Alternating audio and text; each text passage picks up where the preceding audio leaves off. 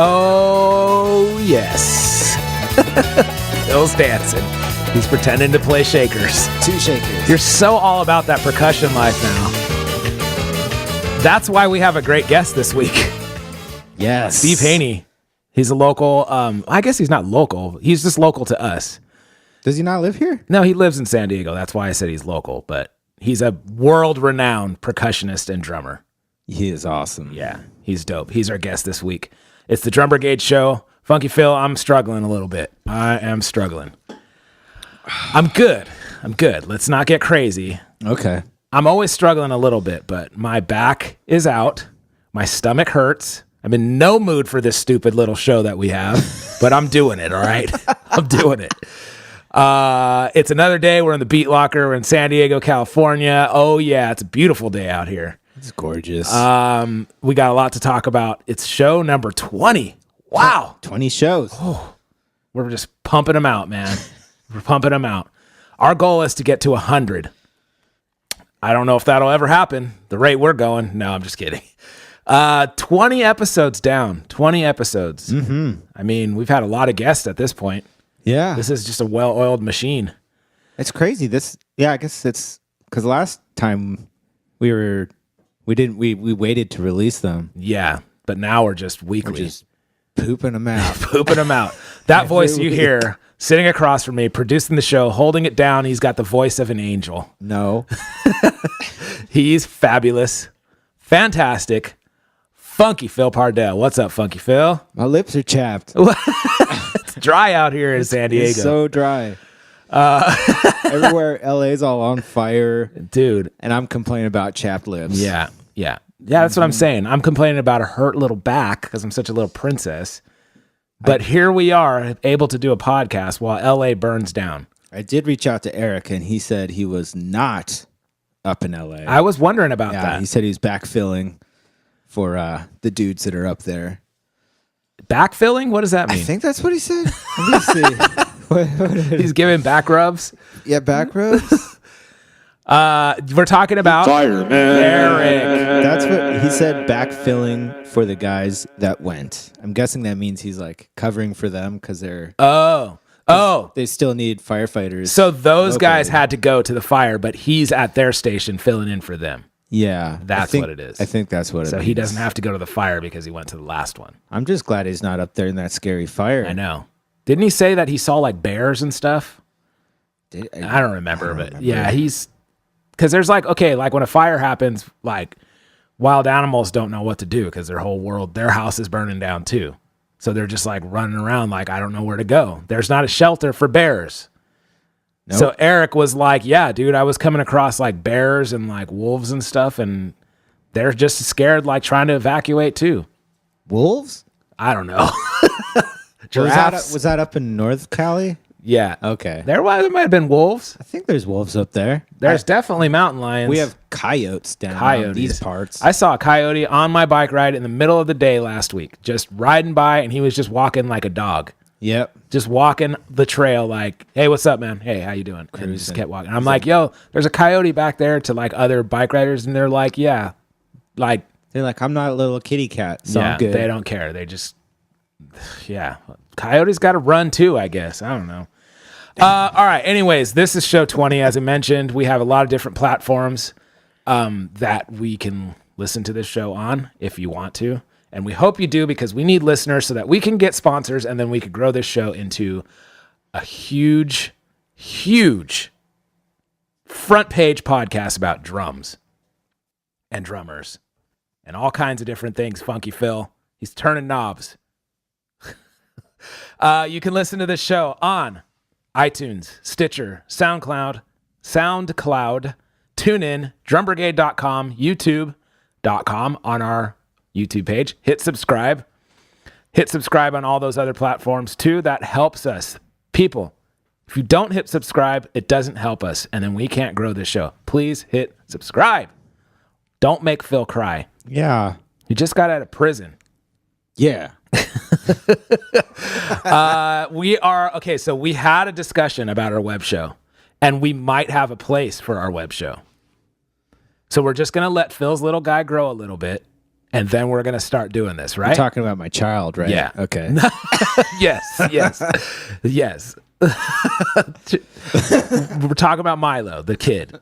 Milo, the kid. Milo, my fresh babe. Yeah, he's gonna grow a little bit, and then we're gonna tackle this thing. He's got a pediatrician appointment today. Oh my gosh! Again, do we have to cut this episode in half? No, I'm ditching.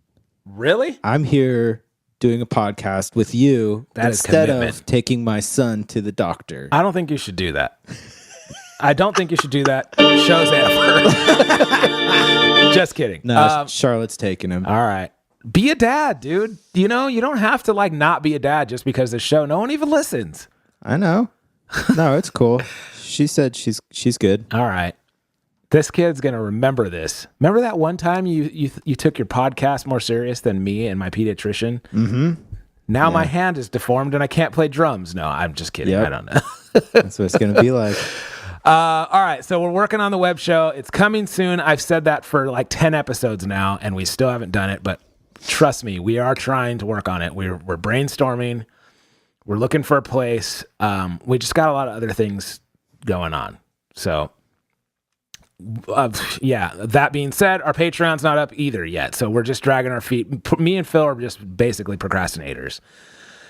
But that's going to have exclusive content and all that jazz and stuff. There goes my career. All right. Anyways, Drum Brigade is a community. It's a family. It's a place for drummers, drum enthusiasts, future drummers, people who are just playing into music and culture to be among like-minded individuals. So if you like feel the beat, you want to dance to it, you want to move to it, you want to make music, Drum Brigade's for you.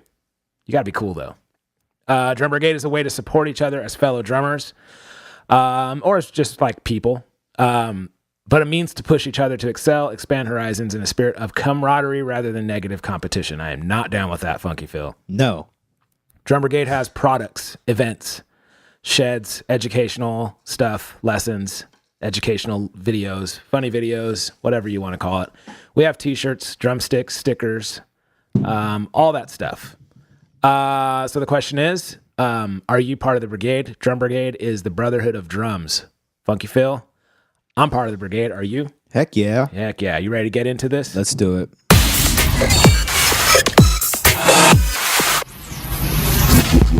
Drum Brigade. Episode 20. It's crazy. It feels like more, but then it doesn't feel like more. Yeah. It feels like we're on episode 100, but then it's like, yeah, but we've only done 20 of these. Well, the first season took a really long time. Yeah, first We season learned took a a long lot. time. Yeah. I love our format right now. I love like we have it dedicated to like recording on a certain day and then putting it out on a certain day. We don't always put it out at this like when I don't always like put it out as like I'm not as strict as putting it out on like okay. I don't know what I'm trying to say, but like You don't launch it on a specific day at a specific time. I'm supposed every to week. launch it on Wednesday. But like There's some wiggle room. there's some wiggle room. So like basically I'm supposed to launch everything on Wednesday. So I'm supposed to upload when we started we were recording on Tuesday. Right now it is Monday. So we switched the days because Phil's little guy, right? Or something. Something. Yeah, okay, something. We don't need to discuss that. But Monday works for me too. It's fine. And then I was supposed to launch it on Wednesday. Well, now I'm going to try to launch it on Tuesday if I can get it back from the producer, Funky Phil. Yeah. Okay, so if Phil gets it to me on Tuesday, then I can launch it on Tuesday. If not, then it's launching on Wednesday. But then Wednesdays are hard because I have stuff that I take care of in the morning, and then I have a gig every Wednesday. And that's what messes With me Marcel. up. Yes. He tried to get me to play with him Saturday. Oh, yeah, I'm not going to be there Saturday. But I was booked. It sucks because I have like a lower paying gig on Saturday, but it's cool because I was already booked. So I'm not that guy. Yeah. Anyways, the show gets launched like on Wednesday, but sometimes I'm like, I can't get to it Wednesday. And then I definitely can't get to it on Thursday because my day is full on Thursday. So then I'm like, all right, I'm going to launch it on Friday. And now I'm like 2 days behind. And then we have another episode on Monday and it's start over again. And then I can't make the Instagram video for promo and like all kinds of stuff. So this is what happens. Yeah. But it's like, hey, we're still just putting them out. We're learning as we go. At least it's not like a month later like it was for our first season. Mm-hmm. Yeah. So it's good stuff. Funky Phil, I've been very, very busy. Yeah. How have you been over the past week? Moderately busy. I've had some family in town visiting. Oh, snaps. Good or bad? Good. Good. Yeah, my in-laws are amazing. Super cool people. My wife's father is a musician and photographer. He's great blues musician. Dang. Really knowledgeable about music. Your family's so creative. Your dad's like a famous sculptor. Yeah. Sort crazy. of famous. Yeah. Yeah, he's amazing. Wow. You got like a very artistic, creative family. I do. Your I'm kids lucky. have no choice. They're not going into anything like They could be accountants. They could do whatever they want. They could. I'm down. I support them. Is your brother creative too?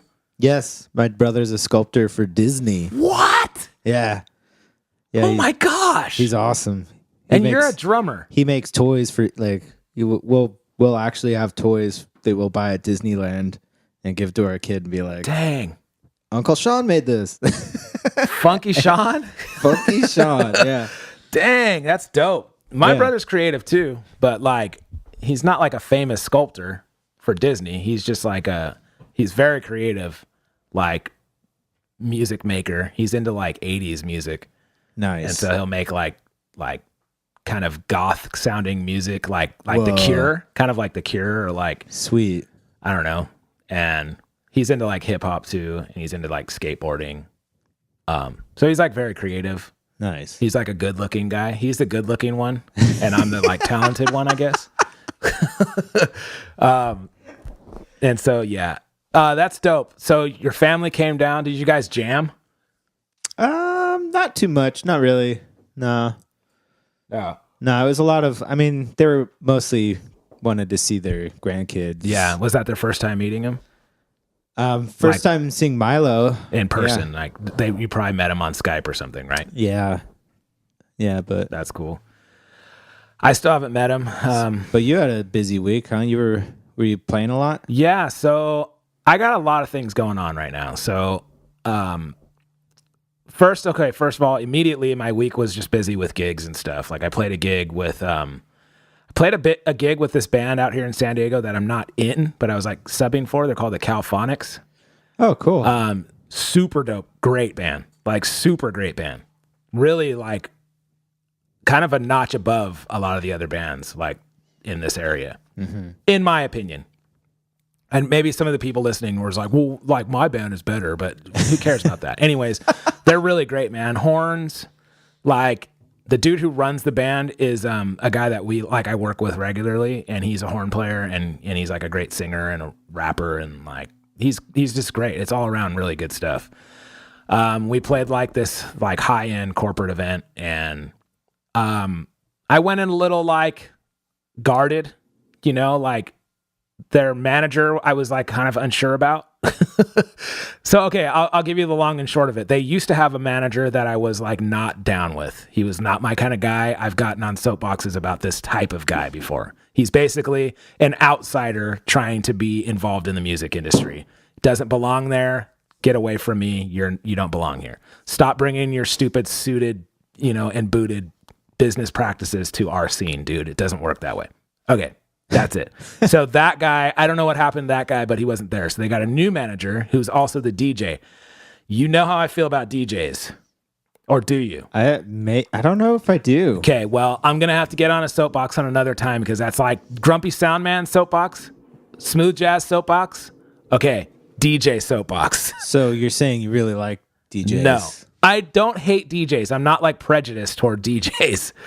DJs have a way about them. And I'm not down with that way. Oh, man. Stop trying to be musicians. Oh, man. Okay. No, I'm not going to get on a soapbox about DJs. This guy ended up being very cool, but didn't start off so cool. Uh-oh. So I saw the DJ setup and I was like, oh boy. And then he kind of came at me a little aggressive because he's the manager. He's in that position. Mm-hmm. So he was like, I first I walked in, he didn't say anything to me. So I walked out and I didn't know where I was supposed to go. And then I walk in again and I'm like, oh, I see somebody that I knew. I'm like, hey man, how's it going? Yeah, I'm playing with you guys tonight. And then that guy like basically jumps off the stage and was like, hey, excuse me, how's it going? I'm so-and-so. And are you, can I help you with anything? And I'm like, nope. Like, no, I'm good, bro. Yeah, I got my stuff. Yeah. And then he's like, okay, so are you with us tonight? And I'm like, well, here we are, DJ guy with us. You're in the band now? Is there like you're scratching records while we're playing? Or what do you mean us, bro? And then he's like, oh, okay, well, I don't know if I've never met you before. So are you, is this your first time playing with us? And I'm like, nope. I'm good. I'm like kind of walking away like, I don't need to talk anymore. I'm good. Like, he's like, oh, okay, well, I don't know if you know me. I don't know if we've met, but my name is whatever. And like, I'm the manager of this band and I also DJ. So I mistook that for him being like really cordial. He was like just saying, hey, if you're going to work with us from time to time, you'll see me on the bigger events like this. I DJ and I MC and I'm the manager. But I took that as DJ guy trying to invade my territory. Yeah. So I was like, got it. Like trying to go get my stuff, bro. Like, and then he's like, well, we need you to set up first. Like as I'm walking away, we need you to set up first because we need to set up around you and blah, blah, blah. And I'm like, got it. And then I realized I was being a jerk. And so I was like, I'm just going to go get my stuff. And he's like, okay. And then I came back in and then he like tried again. Like, this is why I'm like, dude, sometimes I'm just a jerk, man. Why am I doing this? It's because he tried again. He's like, hey man, I don't know if I like introduced myself, but I'm so-and-so. And he's like, so, just let me know if you need anything. And I'm like, okay, cool, man. Nice to meet you. Yeah. And then I just kind of still was like, oh boy. And I was like, and there's a lot of stuff. There's a lot of layers to this. So I was like, kind of like nervous about playing with this band and didn't know what to expect. And, and it ended up super cool. Band was on fire. Like DJ guy was super cool. Like a super great manager to work with. Like totally not what I thought. Totally like easygoing, really cared about the band's interest, was a team player, wasn't like, I'm trying to be the boss, which is what the other guy was. Anyways, I just went on a rant about this one gig, but it ended up being really dope. It was like really cool. Me and the DJ guy were like really cool. He was great too. He was like, the stuff he was playing was good. How he interacted with the clients was really good. How he interacted with the band was like, he really treated it like he was a team player and really part of the band. And so it affected him too. He wasn't like a wannabe musician DJ guy. So it was cool. So yeah, I did that gig on Saturday and it went really well. Haven't been paid yet, which kind of is alarming, but we'll see what's going on. What else? I think I just played like normal gigs throughout the week too. Like, Wednesday, what did I do Wednesday? Man, now I gotta look. Hold on. So busy. Bear with. Wednesday. Oh yeah. I had a Schmucky Metals band, but it was a trio gig. Ooh. Me, bass, and guitar. And it was like super low key, like super mellow. Got done early. Yeah, it was cool. It was another corporate event. Rad. We were flies on the wall. Like they didn't really care what we were doing. We were just playing music. Yeah. I like those gigs. Yeah, it was really cool. Super easy. And it was a good hang. It was like, yeah, it was cool. And then just normal weekly activities. But I've been busy. Like I have 3 albums, like vinyl records coming out. Dang. In like, hopefully in before January or like before February. One of them's mine, right? So we're working on that. I found a way to do it, but we need more funding, man.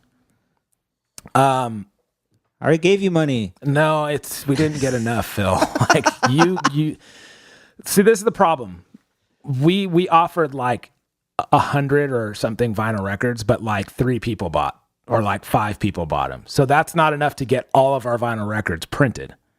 That's only enough to get like. Can't you just get 5? No, you need like minimum 200. So I'm just kidding. And that is like $2,500, and that's super cheap. Still waiting on my coffee with Corey and Pops. Oh yeah, you can. Well, we're having right now. So just kidding. That's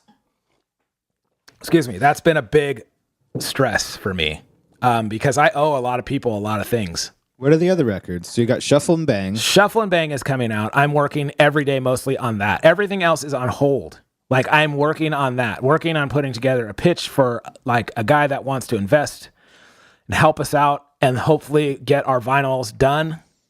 Yes. And like I'm probably going to get CDs and t-shirts and digital downloads and all that. I found a website that does all of it and it's fairly cheap.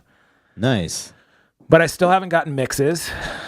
Oof. I still haven't gotten and I've been having a problem with the vocals where like my dad did a good job, but there's a sound that I want and I can't get exactly that sound. So I've been in a tug of war. I need to just put it out. Suede Head, my old band Suede Head is kind of, I don't know if we're reuniting. What? But is that the word? Reuniting? No, right. Yeah. Getting it together. Okay, so some label, Pirate Press, took all of our EPs. So basically how Suede Head did it is we put out 4 EPs of like 4 songs each, and then we put out like a single, which is like a 7-inch, which is 2 songs. All on records, 7-inch records. And then they also had a digital download. Okay, so the goal was when we were playing, this is years ago, like 3 years ago. When we were playing, we wanted to put out a full-length record with all those songs. So we got them remixed. We paid somebody to remix them. Album sounded amazing, and the band fizzled out and broke up. Is that you? Yes. And so I was really, really, really proud of that band. I loved playing in that band. It was so great. So great. So great. That was a great time in my life, too. That's when I started cycling. We played Coachella with that band. We opened for like all these amazing, like we opened for Social D, did tours with them. Played at like, it used to be called Irvine Meadows. Now it's like, I don't know. It's like a big amphitheater here in Orange County.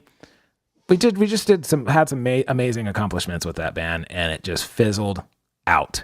So I started another band with the singer, which was Sharp Shock. And so Sharp Shock is continuing on. I no longer play in that band. But Suede Head was like, we'd always talk about like how great Suede Head was. Anyways, Pirate Press picked up those 4 EPs and the single, decided to put out a full length. And they're doing like a gatefold with like another bonus 7-inch with like another tune that we never released. Nice. And it's all on Spotify right now, but and I think it's all on digital download, like a remix and the one song that we never released. All that stuff. So I'm really excited about that. I really, really, really want to get this record. Just because it's another record that I'm on. That should be here any day. That's awesome. But I think it's coming out on Black Friday, so in like 2 weeks or 3 weeks. And then I just found out like today, or it was like kind of announced today that like I'm in a new band. Like it's kind of weird because the way this band works. So okay, this band is called Tigros.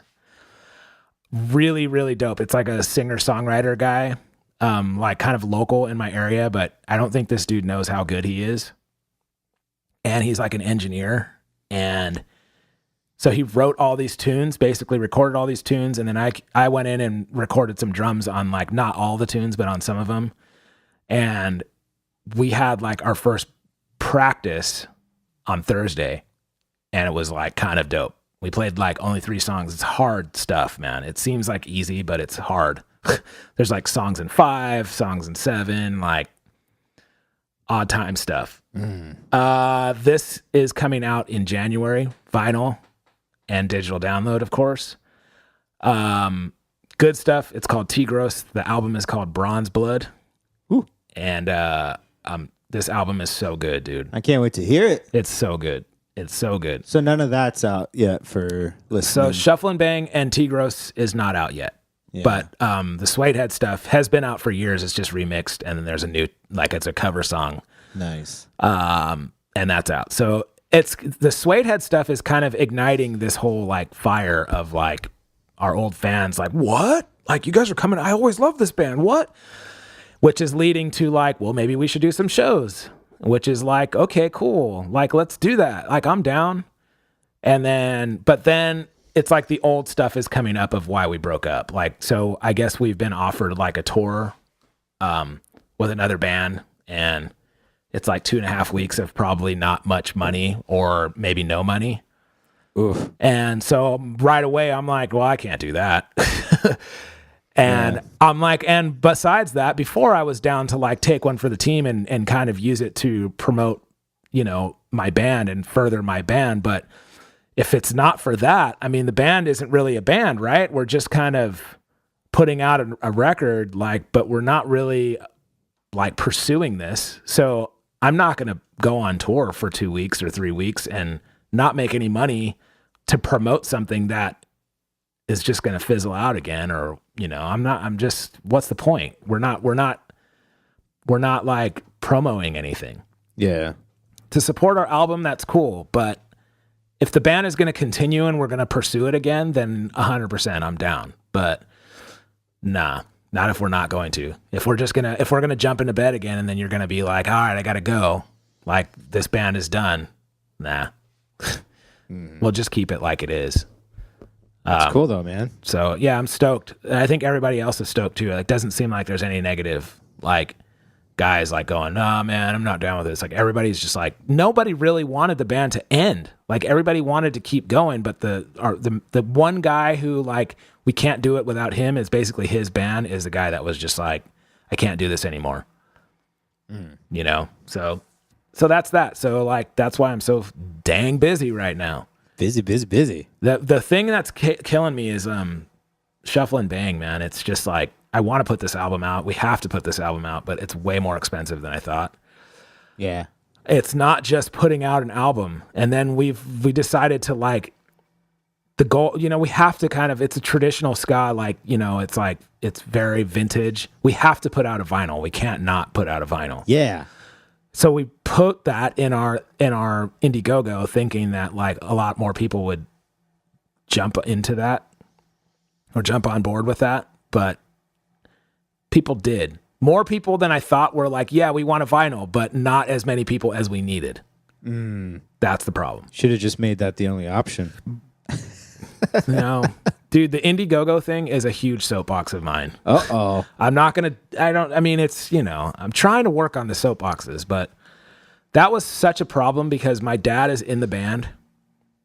Okay. My dad is like he's a senior citizen. Okay. He doesn't look like it, but he is. And that means my mom and all of their friends are senior citizens, or most of. And so, first of all, they've never heard of Indiegogo. They don't know what crowdfunding is. Yeah. Second of all, like, they don't listen to records anymore. So they're like, CDs, you know, they're like, and I'm like, no one really listens to CDs anymore. So like, when we were doing our Indiegogo campaign, people were just like lazy about it. Like, well, we don't know where to go. Where do we go to support you guys? And I'm like, the link is in the bio. Well, there should be a link on that page. Like, they're talking about Instagram. There should be a link at the bottom. And I'm like, it doesn't work like that. I can't tap into Instagram and like reprogram how it works just so you can have a button to push. I'm like, you go to our homepage or go to our website, it's on the top. And they're like, well, nobody wants to do that. That's too many steps. I'm like, dude, so we missed out on like so much because people were like, it's not convenient enough. That's bizarre. It's so dumb. It was really easy. Yeah. I mean, it was a button at the top of our page. It was a button. There was a link. You just click on the link in the bio. The hardest part was choosing which package to get. Yeah. Because you had a lot of options. They were like, I can't even tell you. Like, I got in these long arguments with my mom where it was like, if you really want people to do this, you need to make it easy for them. And I'm like, it couldn't be easier. I'm like, it's not my fault that you are completely computer illiterate and you don't know what you're doing, but it can't be easier than clicking a button. Well, you should just make the page right there. I'm like, what do you want? You want me to change Instagram? Make Instagram my Indiegogo page now? That's what you want me to do? Did you put it on? It was on Facebook too, though. Yeah, it was everything that we had, dude. My personal Corey Kingston Instagram, my Shuffle and Bang Instagram, our YouTube page, our website, everything had the link to Indiegogo. Everything. It could not have been easier. And like so many of my dad's friends are like, "What's that?" And they're like, "Oh, you shouldn't offer like all these weird packages. You should just give people your album." I'm like, "Oh my gosh, you don't know how this works." There's people complaining about our videos, like my dad's friends, like, "You guys are really going to kill your cat?" And I'm like, "You seriously don't see the humor in this like video? Like, you should make like it's funny that you guys are being funny, but you should make it more serious. Like, you should talk about your album." And I'm like, "Dude, oh my gosh, you guys are so dumb. Like, you're so dumb." Like, oh man, it sucked. So I think our Indiegogo, like, we only made like 10% of what we wanted to really make this happen. Dang. And it's cool. It helped us out a lot. We were able to get a lot of things done. Like, we built our music stands. We paid for our studio time. We paid for our logo, like our graphic design stuff. We still got to pay for our mixes out of that. And then licensing, dude, is going to be like $1,200, like, to license, because every song on this album is a cover jazz tune. Licensing's $1,200. We don't have that kind of money. So until we have that kind of money, then we can't put the album out. We have to pay for licensing. We can't do it, you know? Shoot. And then we still got to pay for mixes, and we still got to pay for the album stuff, and we still got to pay for all that stuff. If we don't have it, we don't have it. So then that means no album is coming out. So we need some other help. So like, I've been writing a pitch like for a guy that came and saw us, and he's like, "I really am down to help you guys out." I don't know what he wants in return. It could be like, I don't know if he's starting a label. I don't know if he just wants us to play a few shows of his. I don't know, but he's not in our scene. He's not like a ska guy that's like, "Let's keep the music alive." I think he's just like a wealthy businessman that's like, if you just need to put an album out, like, I'll do that, you know? So I don't know. Complicated.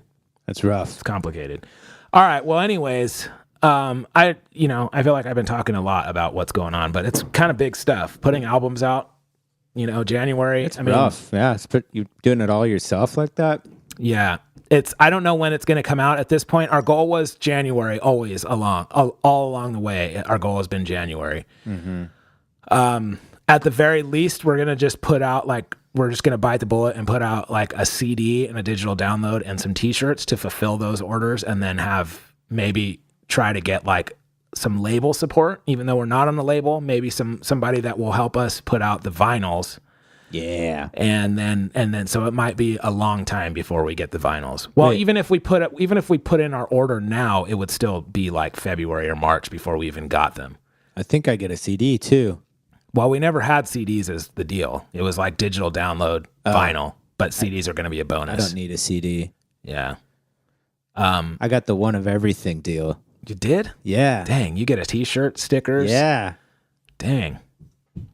Oh man, you're I'm lucky. excited. You went all in on Shuffle and Bang. You made it happen for us. Yeah, I want the green. I think I said green vinyl. I think that if we get them done, I think they're all going to be green.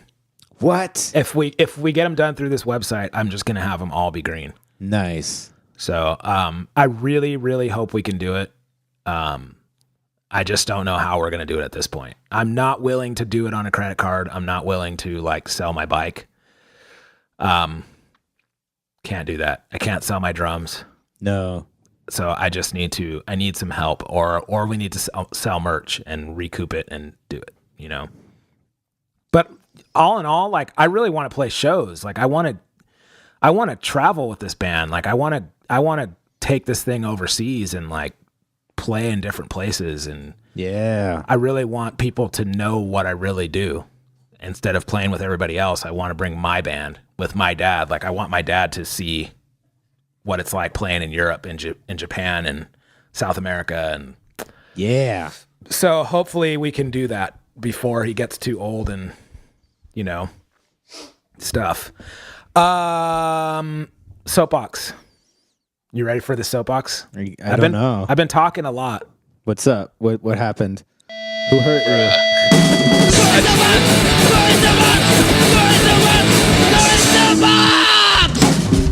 I ain't trying to hear that right now. This soapbox is from a few weeks ago. I never got on this soapbox. What happened? Okay, this soapbox is, hold on, let me find it. Very upset. Clearly, Very upset. you don't even know what you're mad about. I know. Dude, I can't even find it. Oh, yeah. Oh, this soapbox. Oh, man. What? Okay. A couple weeks ago. Let me take a deep breath. Oh man. I was pretty mad. Wait, real quick. Do you have like a note on your on your notes app that's just like Corey's soapboxes? Yes. And you just like have a list of things that piss you off? Yes. Yes. No, it's like I'll play my gigs throughout the week and then I'll be like, well, I know what my soapbox is this week, and then I'll mark it down like this is my soapbox. Okay. It's like some new kind of therapy. Yeah. Yeah. So this week is about Wrap It Up Guy. Okay, let me explain. Wrap it up, guy. Yes. We've all met him. Okay. He's like Grumpy Sound Man. Okay. Normally he's like the stage crew guy. Like, so a lot of these like corporate events or whatever, they'll hire people to like set the stage, like backline companies. Yeah. They're like local crew guys. They'll be the guys that like show up before the gig, set up the stage, set up the lights, whatever. Sometimes they're doing sound, whatever. Normally it's the guys that set up the stage. They're like just a box van company that shows up, set up the stage, set up they bring in like tables and chairs and stuff like that. They're like a venue, not backline company, kind of like a production company for like weddings and corporate events that they provide all the stuff you need for your party. Yeah. They can do lights, they can do plants, they can do whatever. A bar, they can do whatever you want. They have it all. Well, normally they're like the stage guys they come in before, set up the stage, and then when the night is done, say you end at 10, okay, they show up at 10 to take the stage away. So the planner goes, hey, the event ends at 10, it's a hard stop. Okay, but that doesn't mean we stop at 10. Or, I mean, it doesn't mean that we stop at 9:30 and all of our stuff is cleared out and then the stage is clear by 10 and then you can take the stage away right then and there. We end at 10. Yeah. So I'm still unbolting my cymbals and putting them in my bag at 10 o'clock. Yeah. Not at 9 o'clock. Well, the freaking Wrap It Up guy comes in and he's like, come on, guys, let's go. I need to get the stage out of here. You guys need to hurry it up. Whoa. Okay, yeah, that guy. Okay, so I've ran into this guy a million times. But this week I was on a gig and the like production lady that was doing this, it was a wedding, had nothing to do with us, okay? But like she was whatever. She was cool. She was kind of hot, but like anyways, she was running the whole crew. Well, these guys weren't her, so she's kind of the boss, right? All right, end of the night happens, the venue clears out in like 10 minutes. Like tables, chairs, everything is put away in like 10 minutes. Nice. So like bass player, piano player, everybody's kind of done, but like there's no ramp to the stage. It's like stairs up to the stage and it's a very high stage. So I break down my stuff. I have to go get my car so I can get my cases out of my car, bring it in, pack all my drums up, put it on my put it on my cart and then take it out. Well, the guy that's playing guitar and running the sound also has to do the same thing. It doesn't take 10 minutes to pack up a whole sound system. Yeah. Okay, so he's winding up cords. He's putting everything in cases and bags. He's, you know the drill. So everybody's gone. Like I said, tables and chairs, everything is put away. Everything. We're still winding up cord. Well, he's still winding up cord. So I have all my stuff on the cart, and then we're talking about other band business stuff, like, whatever. I don't even know what. We're just talking about stuff. But I'm just keeping him company while he's loading up the stuff, like onto his cart. He has to make 2 trips.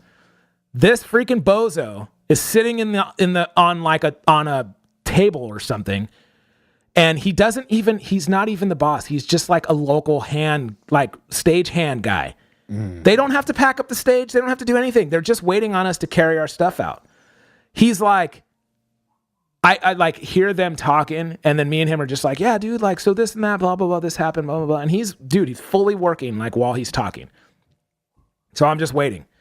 And then I hear like, come on. Will you guys just come on? We got to get out of here. We're closed, guys. We're closed. Hello. Whoa. And I'm really? like, bro. He's like, how much longer do you guys got to take? I mean, like, we're closed already. Come on, let's wrap it up. And I'm like, bro, no one wants to get out of here sooner than we do, okay? Like, calm down. Yeah. And then the other guy goes, well, I mean, we'd go, like, the guy that's wrapping up the stuff, he's like, yeah. He's like, well, you know, it would go a lot quicker if we had a hand. You guys want to help us carry our stuff out? And they didn't say nothing. They realized that they were, like, out of line. And yeah, he's that's like, crazy. He goes, yeah, it's what I thought, crickets.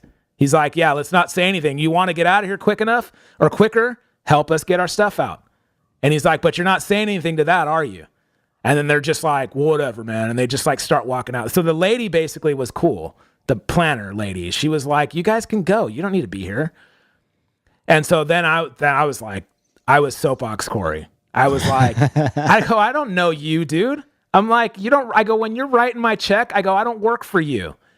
I'm like, when you're signing my check, which you're not, I go, then you can tell me what time I need to be out of here. Until then, you can sit there and wait.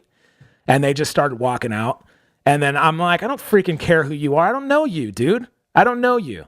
I'm like, I don't work for you. I'm like, I go, who are you even talking to? Don't even talk to me. Who are you talking to, dude? Like, gosh. And so, yeah. Shut up. I was like, so the guy kind of was like, he knows me, like the dude that was waiting for. And he kind of knew that I was like, it was getting more and more amplified where they were just walking out. And I was just like, I was kind of not going all in like I could have, but I was just like saying to him, like, dude, I can't believe guys like that. But I was making sure like everybody heard me. Like, I don't work for you. What do you think? I work for you? Like, I don't care how long you have to wait here. I'm like, I go, no one wants to be out of here quicker than I do. I've been here all day. I've been here longer than you've been here, you know? And then like, he goes, hey man, do you know those guys to the wedding planner or the project planner or whatever? And she's like, yeah, don't worry about them. She's like, they're just local guys, like local stagehand helpers. And she's like, no, I know what's going on. She's like, he's like, well, look, like, he's like, we're carrying our stuff out as quick as possible. He's like, I got one more trip. I got to put this stuff in my car and then I'll be back to get the rest of the stuff. He's like, sorry to keep you waiting, but this is just what it is. He's like, we're trying to go as quick as possible. She's like, no, it's no problem. Don't worry about it. And I was just talking all the way out. You don't know me, man. Like, you know, like, not like fighting words, but just like, I don't work for, you know, I'm like, you don't sign my check. I don't care who you are, you know? And like, I'm just like, beat it. Who are you? Who even are you? Like, yeah, so that's stupid. Freaking like wrap it up guy, dude. Like always doing that. I've ran into this guy every time where we're like talking. They see us talking, but we're like putting our stuff in cases and they're like, come on guys, come on. It's time to go. And I'm like, no. And so that's my line now where I'm like, you know what, dude? I don't know you. Like, you don't write my checks, so pipe down. Beat it. You're just going to have to wait, dude. Like, what do you know, like, and like, I see everybody like scrambling, like pull all their stuff off the stage and then set it up. I'm like, nah, dude, you want to talk to me like that? I'm going to take longer. I'm like, don't talk to me. And then I'll just continue putting my stuff in cases and get out of here. But no one wants to get home more than I do. I'm done with work. I'm trying to leave. I don't need you. You're not my boss. I don't need you to come up to me and be like, dude, let's go. Pick it up. Wrap it up, guy. Yeah. Beat it. I think I'm lucky. I haven't really experienced that too much. I think it's happened a couple of times. I don't care, dude. Like, I don't care if you're trying to get out of here. I don't care. It's late. I've been here all night, dog. Like, I'm sorry. No, you just stroll in here and you just want to talk to me like I'm one of your helpers. I don't know you. I don't work for you, dude. Like, I'll get my stuff off when I'm done packing it up. I've said that to some guys. Like, yeah, dude, I'm trying to get out of here too. I'll get my stuff off of your stage when I'm done loading it in its cases and I'm done loading it on my cart. Until then, you can wait. Yeah. I don't care who you are. Yeah. I don't even know what company you work for, fool. Like, don't like come at me. You don't know what my band is. You don't know what we're even called. You don't know me. So don't come in here and act like I'm your helper. Beat it. Yeah. Shut up. Gosh. Shut up. Shut up. Gosh. This fool sucks. This fool sucks. People get me mad, dude. Clearly. Ah. Dang. All right. Well, anyways, that's it. I ain't trying to hear that right now. Wrap it up, guy. You buy any stuff this week? Heck no. Nice. I bought new shoes. My That's gig cool. shoes are like falling apart. Yeah. So I need you know some those new- drum shoes that look like car racing shoes? You got some of those? No. But I'm so glad that you thought I did. Oh, dude. No, I didn't think you would. But I really, really hoped that you did. Drum shoes, dude. That'd be so good. And then the gloves. And the gloves. Yeah, dude. Oh, God. You should rock drum shoes. And you know there's a gloves. company that makes drum shoes. What? I don't know what it makes them drum shoes. I don't know. What is the point of drum shoes? I don't know. Are they really light and like Dave Weckl wears them, huh? Drum shoes are so dope, dude. Oh my God. I know this dude that like We should make our own. I know this dude that like he's a friend of mine, dude, and he wears drum shoes. And he's like, I could hook you up with an endorsement. You should talk to them. And I'm like, bro, never in a billion years. Never. I don't care if they enhance my drumming so much. I will never wear drum shoes. Ever. Yeah. The only way I'll wear drum shoes is if I can do like a funny video about them.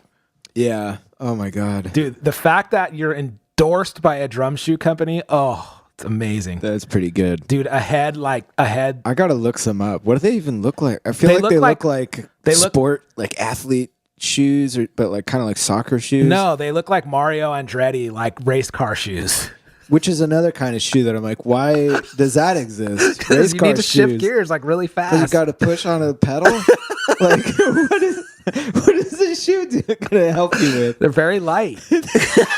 They're very fast. Every ounce counts.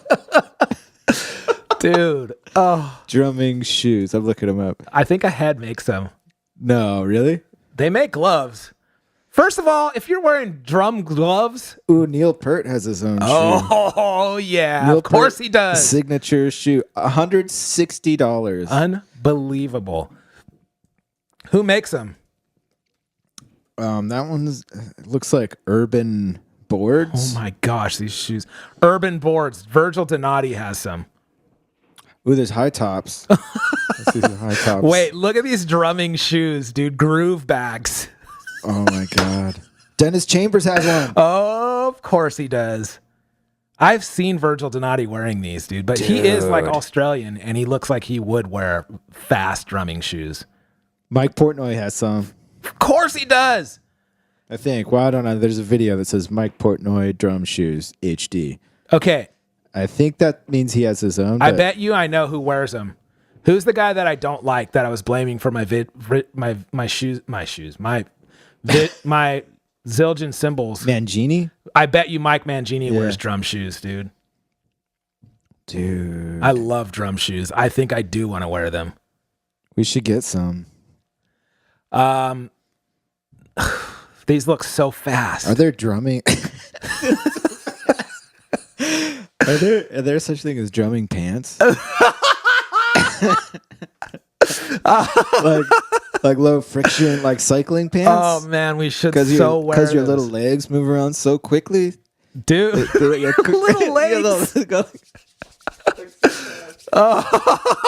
I want to wear these. Look at these urban drum shoes. Well, the drum shoes, Belleville or something. They have their own case, like a drum case, and they use the same thing that we use. Like they use little D, and then a big B. Like whenever I'm texting, do you want to come on the Drum Brigade show? It's always lowercase D, uppercase B, just as like a thing. Oh, really? They're doing that too. Oh boy, these shoes, man. So they look like very sleek and very fast. Like they look like wrestling shoes, some of them do. Wrestling. They look like you could play so fast with them, dude. The type of drummers that wear them are like high end, like Virgil Donati. I bet you Greg Bissonette wears them. Oh, you know the DB thing? Yeah. I thought this, but I just had to double check. That's the symbol for decibels also. Oh. Lowercase d and an uppercase B. Oh wow. So Puma makes drumming shoes, or maybe those are good shoes for drumming. I don't know. I tried to find some pants, and Drumming pants. the closest I can find are like leggings with like drum sets on them. No. But those are not the same thing. I'm sure Zildjian has sweatpants. Bro, those are drumming pants. Those with drumming shoes and a Batman shirt. You are the NAMM show drummer of all. They NAMM only show got drummers. 1.5 stars though. That's because they're not fast enough. If you look at what Virgil Donati wears, that's what he wears. Zildjian sweatpants, drumming shoes, maybe a sleeveless shirt and a hat backwards. He's basically Romeo to Pocket, dude. You can't clown on him too much because he's such a great drummer. We got to get Romeo on the show. I know. That would be a good interview. We could ask him about drum shoes. He has his own signature model, right? They're loafers. But they're kind of like sandals. Yeah. Right? Yeah. He wears sandals or loafer. Like not loafers, but like dress shoes with no socks. Mm-hmm. Very, very like he used to wear like Affliction looking like loafers. Oh yeah, that's another Virgil Donati look, dude. Sweatpants, drum shoes, and Affliction shirt. Hat backwards. Virgil is the dopest drummer ever, dude. He's one of my all-time favorite drummers. But bro, I'm sorry. Mike Mangini so looks like he wears drumming shoes, dude. And drum gloves. Dude, drum gloves. Drum gloves. Awesome. One glove. I love drum gloves. Let's have our guest on. Steve Haney coming up right now. Drum Brigade. Oh yeah. Oh yeah. Yes. On the line with us, he's a percussionist. He's a drummer. He's world renowned. He's peeing right now. Just getting some water. Oh, okay. It sounds like it though. He plays with Jungle Fire. He's got he played with a bunch of other bands too, but yeah, we play a lot of. Well, he plays in Shuffle and Bang. He's Steve Haney. Oh, yeah. Steve Haney, what's going on, man? Oh wait, man, wait, wait. relaxing. Steve Haney, what's going on? There we go. There it is. Yeah, You hear me? yeah. There you go. Everything's good. Cool. Just relaxing on a Monday. You're trying to get some practice in. Dope. Welcome to the And, Drum Brigade show. Yeah. Before we got on, you and Phil were talking about Phil just restored some like congas. Phil is now he's way deep into like percussion now. He doesn't even want to talk about drums. He just talks about percussion drums. I'm having fun. That's a good direction to acknowledge. You know, as a drummer, spending most time, you know, being behind a kit and getting to know the vocabulary of percussion and how they kind of link. And whenever you see, so that way when you're playing kit and you get with a percussionist that kind of has at least spent some time, you know, like knowing different styles and really kind of digging deep, it really creates a cool unit. I feel like that definitely opens up your drumming. Like when you start Totally. diving into your like, vocabulary, yeah, it opens up. Even on a drum set, you know, you can get like you start figuring out like different tones to get out of like your snare and different tones to get out of your toms and like, you know, it's I always notice that when a percussionist jumps on my drums, they sound different than when I play, you know, like when you've jumped on my kit before, like Mark Lampson's another San Diego, you know, percussionist in the area. When you guys jump on a drum set, it's like, oh, like it's even Different. more. It Yeah, comes you think to of life it more. differently. Yeah, it comes. I remember I had to jump on for you when you had to do a bathroom break during Yeah. the wedding, and I had to play Rock Steady, and I was like, oh my god, Oh, I love that song. I gotta try my best Bernard Purdy, you know, impersonation without falling Yeah. off. It wasn't That bad was at funny. all. I thought it was like it's just as I good remember as your anything. stool was like 10 feet high. Yeah, that was Number one. that's for sure. That doesn't sound anything like me. First of all, jumping off the drums to run to the bathroom, and my stool being like very tall. It must have been another drummer. I don't know. No, I was kidding.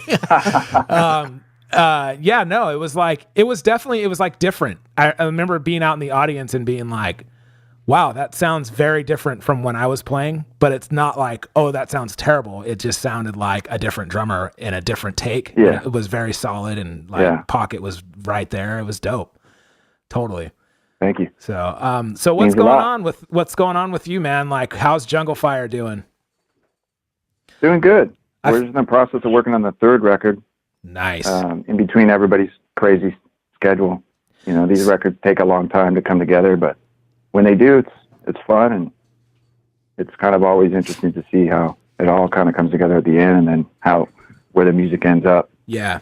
But yeah. So you guys, if the people listening haven't heard Jungle Fire, definitely go check it out. It's super dope, especially if you're a drummer and you're listening to this podcast. You'll love this band. So like, I always describe it as like kind of like like cool hip soundtrack music. like if you're watching like I don't know, like a Guy Ritchie movie or something, it would be like a cool soundtrack song on that movie, you know? I could see that. Yeah, it's very cinematic. We've got lucky with having some good cinematic placements in movies and commercials and stuff. That's like the best concept. Other people hear that. Yeah, like, I guess, for example, like a Nike commercial used it. That's a tune called Firewalker. There's been a movie. Who else? Starbucks commercial. Man. Yes. Who would have thought? Such a random, weirdest thing. But that's that's your guys's, that's kind of the sound. It's like, if there was a band, like, it seems almost like, to me, like from an outsider's perspective, it seems like you guys made this super hip band, but that had to be one of the intentions of like, this thing should be placed on like every, like, it's like the hip thing. I don't know how to describe it. You know what I mean? Like, this should be played. Yeah, I get it. I mean, it definitely fits in a lot of different settings. Yeah. I mean, the band came together accidentally through the bass player got asked by some DJ friends to be like, hey man, can you throw together a band to play this event in Chinatown, downtown LA? And he was just like, yeah, he's like, I have all these old records. I love all these tunes. Nobody really plays them live, all this old Latin funk stuff. And so he called some guys, and kind of one thing led to another. They did the show. It was great. People dug it. And they were like, all right, maybe we should book another gig, like another gig at a club. Yeah. So then I jumped in on the second one, and then kind of carried my vision into it, and be like, hey man, this is actually pretty strong concept. I mean, I share the same like of all these old records, but I brought in some new ideas. Here's some originals based on those ideas. Yeah. Based on those old records. So let's not be a cover band of this, because anybody and everybody can do that. Let's bring some originality to, you know, kind of just building off those old records. Yeah. That's how it kind of snowballed. That's dope. That's kind of how Super cool. Agrolites was too. When we started it, it was just, we weren't really starting it to like kind of form a band. It was just playing music that we liked and listened to and collected. And then like one thing led to another where it was like, yeah, let's just do another show. Let's do a tour. Let's put out a record, you know? And then it kind of the same thing was happening where we were getting music placement deals and stuff like that. It's really cool. The thing that I love about Jungle Fire too is like kind of like the stage setup and the concept there. So like basically a lot of like reggae bands or funk bands or ska bands or whatever, always, you know, jazz bands too sometimes, like it's always the same kind of setup where the horns are up front, you know, in a front line. Basically the first thing you see when you see this band. It's like the focal point. But you guys are like a drum, percussion, rhythm-based band. And so you put all the percussionists up front, like the horn players, but it's three percussionists up front, right? And you have a drummer on top of that. Right. That is so dope. Yeah. It's awesome. That's so dope. Yeah. And then you guys have like moves and stuff, like just like a horn ensemble, but like a percussion ensemble. Right. Yeah, that was the concept. I mean, bringing it it definitely wasn't going to be auxiliary and in the back, like you said, like all the like funk, reggae, jazz bands have like, okay, you just go play back there by the drummer and play a shaker and cowbell, some congas or whatever. No, it's going to be more of a focal point of the group. I mean, I still do auxiliary gigs like that, but building Jungle Fire as for the rhythm section up front and the horns off to the side, like at an angle, it was more going to be like, let the rhythm hit them. Yeah. From the gate, like, and everybody it's been cool because other drummers will come or percussionists come and they'll be like, it's awesome because out of all those guys, nobody's ever really overplaying so much to where it's overbearing. Yeah. It's kind of like we all got to stay in the pocket. There's all these solo sections that are arranged, so everybody kind of stays in their lane until it's time to do some solos. But it's just dance music because it's a big ensemble. It's not just a big drum like freak out, you know? Yeah. That's where a lot of people would go wrong. Like if you run this concept by like, you know, just random people, it's like, okay, cool. It's just like a shed, or it's like every song's a drum solo. But this is not that. It's like all you guys are like deep, like crate diggers, you know, like record collectors, and like basically play the music how it should be played, and like, you know, like stay in your lane until it's time. That is like, it's great. That's but focus. That creates this whole infectious thing where, you know, people feel drums, you know, and like, so when they walk in, you have to start moving. You have to start feeling the music. Like you're feeling those rhythms. And it's right up front. And another thing we do is we step side to side. So it's a funny thing I've been realizing as of lately, if the band's doing that, then the crowd starts doing it with you. Right. Like, I don't know if they just subliminally just kind of get into step, and it's a trip. You feel like you're like on a boat. Like the boat's like kind of going, it's a trip. I realized it like in the last couple of years, it really, an audience that's super in tune, whether we go like overseas or even in LA, the last like good show we had in LA at the Echoplex, people were it was just like, wow, man, people really, they kind of get it, or they get it, or at least they're catching on, you know, to at least what the whole vibe is. It's definitely, you know, it's cool. A collective, you know, effort. That's the thing that I love, dude. That's the thing I love about you too. Like in our band, in Shuffle and Bang, is like, there's a lot of attention to detail. A lot of attention to like in Jungle Fire, there's a lot of attention to detail that are overlooked by a lot of bands. That like, what I mean is like, a lot of people put emphasis on like the songs or like whatever, but which is cool. Like obviously attention has to be put on that, but what I mean is like the attention to detail, like you guys stepping side to side, or like your band photo. Like I've seen some of your guys' band photos where it's a big band and like, but everybody's like decked out in all white. Whereas like the typical band thing to do would be like all black. You know what I mean? Like, or like black suit, white shirt, black tie. That's like everybody's go-to thing. And like, it just creates this cool, like it's different, but it's intriguing where people are like, wait a minute, you know, there's not horns up front. You guys have horns, but why aren't there horns up front? It's like the percussion is up front. And like, you know, there's that kind of attention to detail where it's like, it's authentic, you know, the music is authentic. It's cool, man. I totally dig it. I think it's so dope. I appreciate it. Yeah. I mean, the whole concept, was like, once it start kind of getting rolling a little bit in the early stages, we were like, hey man, this is dance music. We need to be dancing. We're up there just playing and nobody's moving. It's not really going to carry the same kind of weight. Yeah. If you look at bands that we like from all the different bands, you know, in Africa, all the African bands, they all move and dance. There's not serious, crazy choreography, but everybody's in step. Yeah. Same thing with Cuba, same thing in Trinidad, same thing in, you know, even in Jamaican music. And it's just like, you can't just sit there and look, you know, bump on a log kind of thing. Right.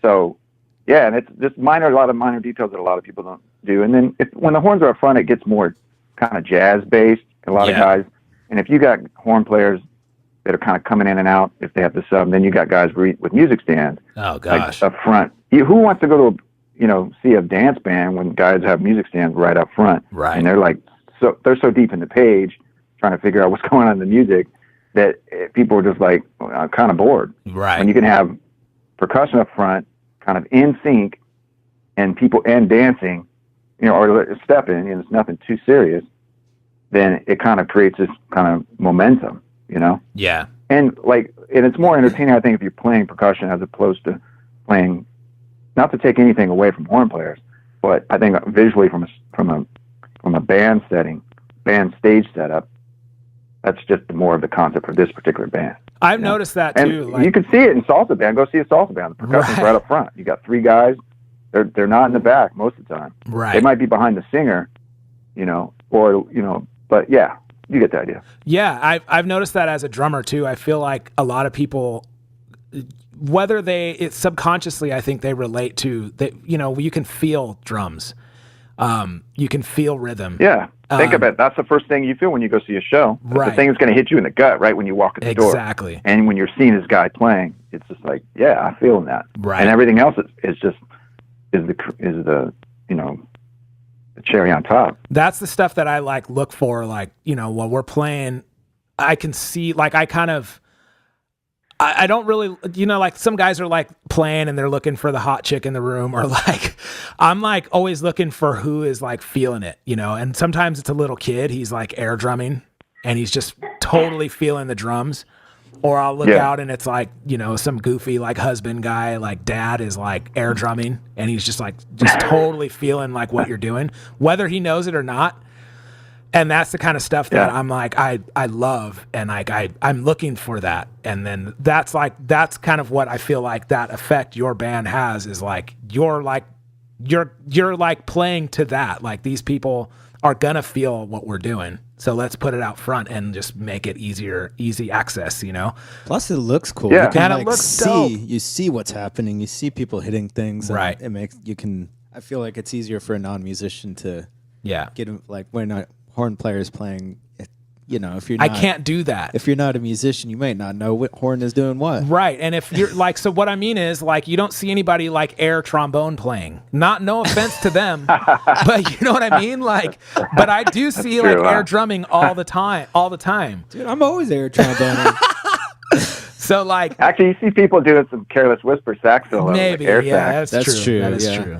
That is true. Yeah, that's a good concept. But, Um, yeah, definitely not like drumming. I mean, it's more of a natural. I think it's more of kind of a primal drumming. I mean, obviously, Right. kind of the roots of drumming is so kind of primal if you go way back, you know. yeah. Yeah. So everybody thinking that they can just grab two sticks and play anything. Right. So when seeing something orchestrated on stage where it's kind of in sync and people are in step, I think a lot more people kind of are happy to see that. Dude, we got to do that with Shuffle and Bang somehow. Make the horn players be in step. Yeah. There's something missing. Like in our band, it's really jazzy. But the last couple shows that we've done, they've had to put the horns up front because we weren't able to run our own stage setup. And it's not as good. It's not as good, and it kind of goes over everyone's head. Like where it's supposed to be dance music and it's supposed to be bass heavy and drum heavy, and but it's like ska horns, you know. It's bumming me Right. out. There's got to be a way to fix that, like and polish that to make the horns appear to be cool. I know that's a stretch, but I shouldn't say that. I'm gonna have a lot of horn players mad at me, but you're in trouble. no. So well, yeah, we'll work on that later. So dude, like, you like, so aside from your band, I mean, like, Jungle Fire is a band. I'm trying to figure out the best way to say this to transition into this, but like, Jungle Fire is not a band that like anybody can just like jump in and play. Like, you guys are really, I consider you guys, especially you, like a deep dude, like as far as music, culture, like you've had some crazy experiences, man, like that I've talked to you about. Like one that comes to mind is like Jack Costanza, that like he's like a percussionist that played, bongo player that played with Nat King Cole. He's best known for that. Yeah. And like you were really good friends with him before he passed away, and like you went to Cuba with him. Like, that's a crazy story, dude. Like, and you have like, you can write a book about all these crazy stories that you've done. Like, you're a deep dude, like as far as like a record collector and like experiences that you've had in the drumming world and music world and other stuff. You've played at the White House. You've played like with Stevie Wonder, right?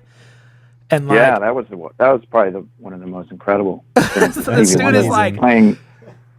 It's crazy. Yeah, you've played. I mean, recording at his studio for a song with like 6 other percussionists. Dude, it was just drums. It was actually, it was like 2 Native American Indian guys playing like powwow drums, a guy on cajon, a guy on congas. I was playing a tambourine and a snare, like to mimic kind of like a hi-hat and snare. wow.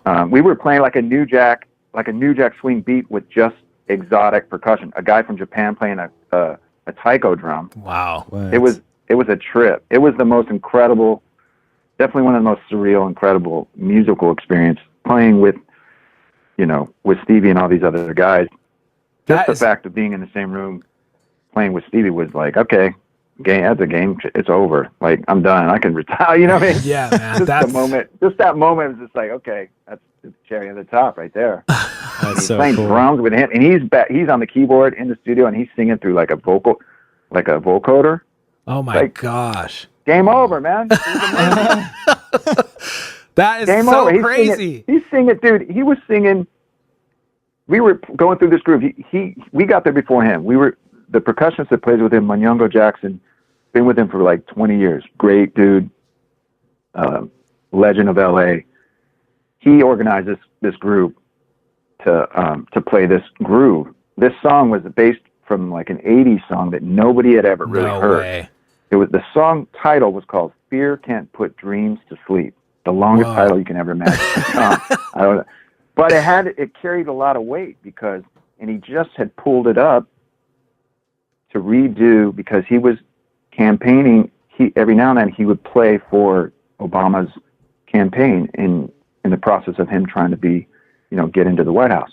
So he goes, I want you guys to play this groove. I already have this song that I wrote years ago that he never really released because you would know that title. And it definitely wasn't a top 40 hit from him. Yeah. It was something that he did in the 80s. The groove was like a New Jack Swing, It was kind of that vibe, but with just percussion, no drum set. He was just going to have a bunch of different worldly percussionists playing just with him and Take Six singing. Oh my gosh. Take Six, acapella group Take Six. It's on YouTube. There's a YouTube link. So we do the song at the studio. Take Six is not there because they came in later. They were actually just going to do the live gig. Now, this is a song he recorded, and it's in his vault. He never released it. So It could be something that he releases at some point in his career. He has so many songs in the vault. This is just one of those ones. So we did the song. We went through the group. We recorded it maybe like a couple takes, 2 takes. It felt good. He's like, you guys feel good? Yeah, we feel good. Cool. And as we're doing it, I had a funny little conversation with him after because while we were doing it, running through it, he was singing Sing a Simple Song by Sly Stone, the riff. You know that? He's singing, he's basically like scatting that riff while we're running through the track, doing the take. And it was just like, at the end, I was laughing. I go, Stevie, let me ask you, what was that melody? It reminds me of something. I know it. And he's like, oh, you recognize that? I go, yeah. And he goes, it was Sly singing song. I was like, that's it. It was amazing, man. Dude, it was amazing. I was just like, dude, this is surreal. Like, somebody pinched me right here. I had my phone out. I was walking around the studio taking pictures, man. There's security was like, yo, no pictures, man. And I was like that kid in a candy store. Wow. It's a big studio in Koreatown. It's called Wonderland Studio. It's just an old warehouse in this kind of funky little neighborhood. You would never really know. And he's got like a Fender Rhodes in almost every room. Wow. He's got drum sets he's got a drum set in almost every room. Fully set up. Everything's ready to go. Dang. Engineer on call, ready to go. That's amazing, it was just, dude. Dude, so we did the track. He goes, okay, cool. The gig is it's in next week. It's at a stadium in Denver. Dude. That's so cool. That is It was at Invesco Field Stadium. 90,000 people show up. unbelievable. It's the Democratic National Convention for Barack Obama. With Al Gore, Barack Obama, all these politicians, every single Democratic, person that was campaigning, and then all these other like rock stars showed up to help Obama kind of push the campaign. Kind of that whole rock the vote kind of thing. Like Black Eyed Peas played, Wow. Joe Crow, Dang. Michael McDonald closed. Michael McDonald closed the night, and I had a funny conversation with him What? after we played, and he goes, and I just walked up and goes, "Hey man, I'm a big fan." Like my dad loved the Doobie Brothers. Dude, Michael McDonald, it's like this legend. That's so you know, cool. like I mean, you guys know he's so good. Yeah. And I'm like, "Hey man, I'm a fan. I'm here performing." He's like, "Cool, who are you performing with?" And I'm like, "I got the opportunity to perform with Stevie Wonder." And he's like, "Really?" Oh, she's like, "Oh man, you know how?" He goes, "You know how nervous I am. I got to play after you guys."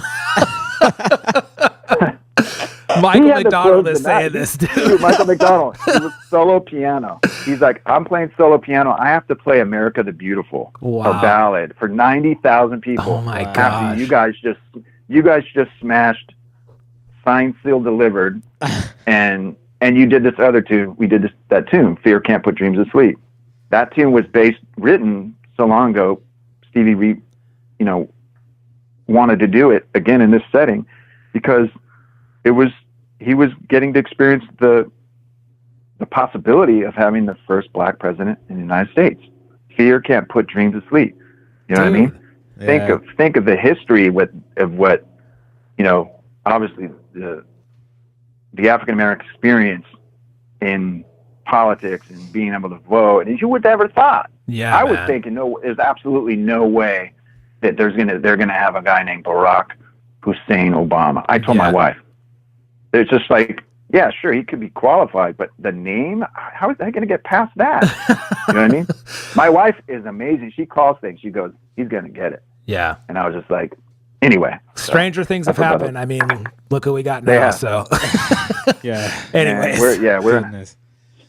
But that, dude, that is like my mouth, me and Phil's mouths are just open. Like, That's mind blowing. that's like that's all what we've all dreamed of doing. Playing a 90-seat arena with like stadium with Stevie Wonder. That's a dream gig. Playing in the It was pretty studio. insane.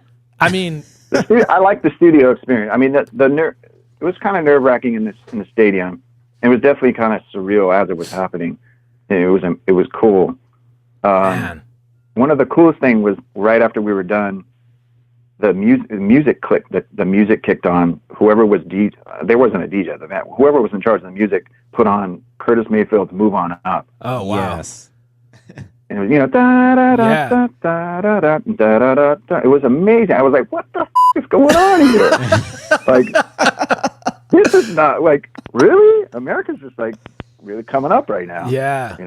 I was pretty blown away. That whole thing was like, pinch me moment. Wow, man. So that's what I'm saying, dude. Like, dude, you hang out with Steve and there's just stories like this all day.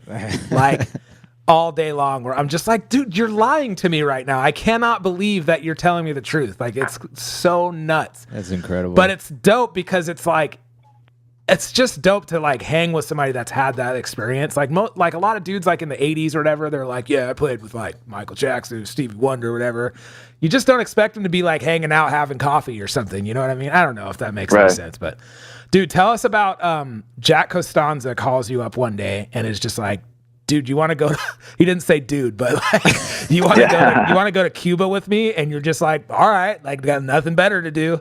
Like, let's go. Yeah, that was a great moment. So I mean, a legendary. So Jack Costanzo, legendary percussionist, more of a bongo player it started in the 40s, became just totally fanatical about Latin music. He's an old Italian, a Sicilian guy from Chicago.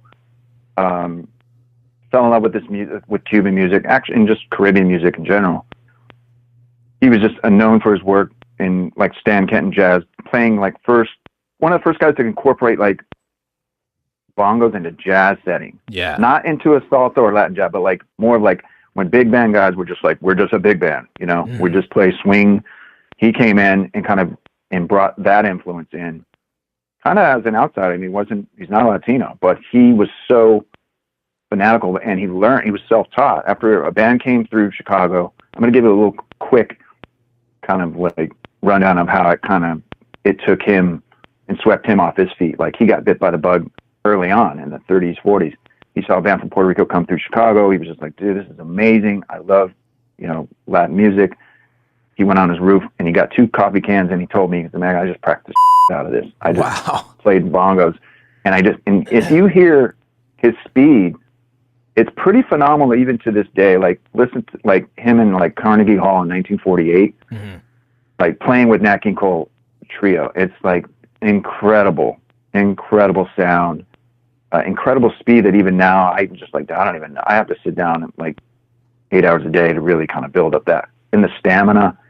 And so he became kind of a legendary figure in the music, started early on. We became friends in San Diego when he was kind of semi-retired, you know, but I probably met him when he was maybe in his 70s. He was kind of chilling, doing select gigs here and there. A friend of mine had known that he was living in San Diego through contacting the musicians union. He was kind of like a pseudo journalist, you know, a friend of mine. He was like, "Hey man, I found him. He's living in San Diego." I'm like, "Cool, we got his records. You know, we're fans. Let's go talk to him." You know, because we dig for all this music on vinyl. It's always kind of good to kind of do your homework on a lot of things if you really like it, and go back and find the old records and the history of guys. So find him. He's friends. Become friends. Hang here and there. And then he calls me up one day. "Hey, do you want to go to Cuba?" I'm like, "Yeah." I was working Starbucks at the time. And, dude, what a crazy opportunity. I was like, of course. I mean, I'm like, "When's the last time you were there?" He's like, "Man, I haven't been back there since before Castro took over." You know, Dang. it was run by a guy named Batista before Castro. So, like, Nat King Cole used to go down there. They used to all go down there either for vacation or for hanging at the Tropicana. Nat King Cole has some records from So Nat King Cole has his records, maybe 3 records that are called Nat King Cole in Espanol. Yeah. That he recorded all those records with him singing Spanish. They all were recorded with the band from the Tropicana band, the nightclub band that went in the studio in Cuba. They recorded that, but his vocals were recorded at Capitol in Hollywood. Okay. Because I did a little research. And I was like, wait, I want to know what the hell was that like with Nat recording in Cuba at that time. When I dug it up, it was like, yeah, he used this musical director was part of like the Tropicana band, and then his vocals were recorded at Capitol. You know, since he was a Capitol artist, they probably just took the tapes from from what he recorded in Cuba and went and recorded on top of them. He overdubbed. Now, Jack Asanda wasn't involved in that. That was a Cuban band. Okay. So Jack did other things with him. There was more like, and he traveled with Nat too, like with his trio. Nat had like when Nat didn't, I don't think he brought a drummer. So it was like piano, bass, guitar. Actually, it was probably more quartet. Piano, Nat playing piano. He had a really good guitar player. Jack was featured on bongos and congas. And maybe an upright bass. But he told me stories of him traveling together. Wow. Talked a lot about racial discrimination, how Nat and the band would have to be in a separate hotel, and they would have to go separate entrances. I mean, this is traveling down south. Segregation times. He's like, "Man, I was so mad. I was traveling with these guys. These were my friends. We were fellow musicians traveling together, and then we get split up. Like, they have to go this way and I go this way." And he was just like, dang. Sometimes there'd be arguments, there'd be fights. I don't think we realized how rough it was back in the day. Yeah. You know, with segregation, with bands that were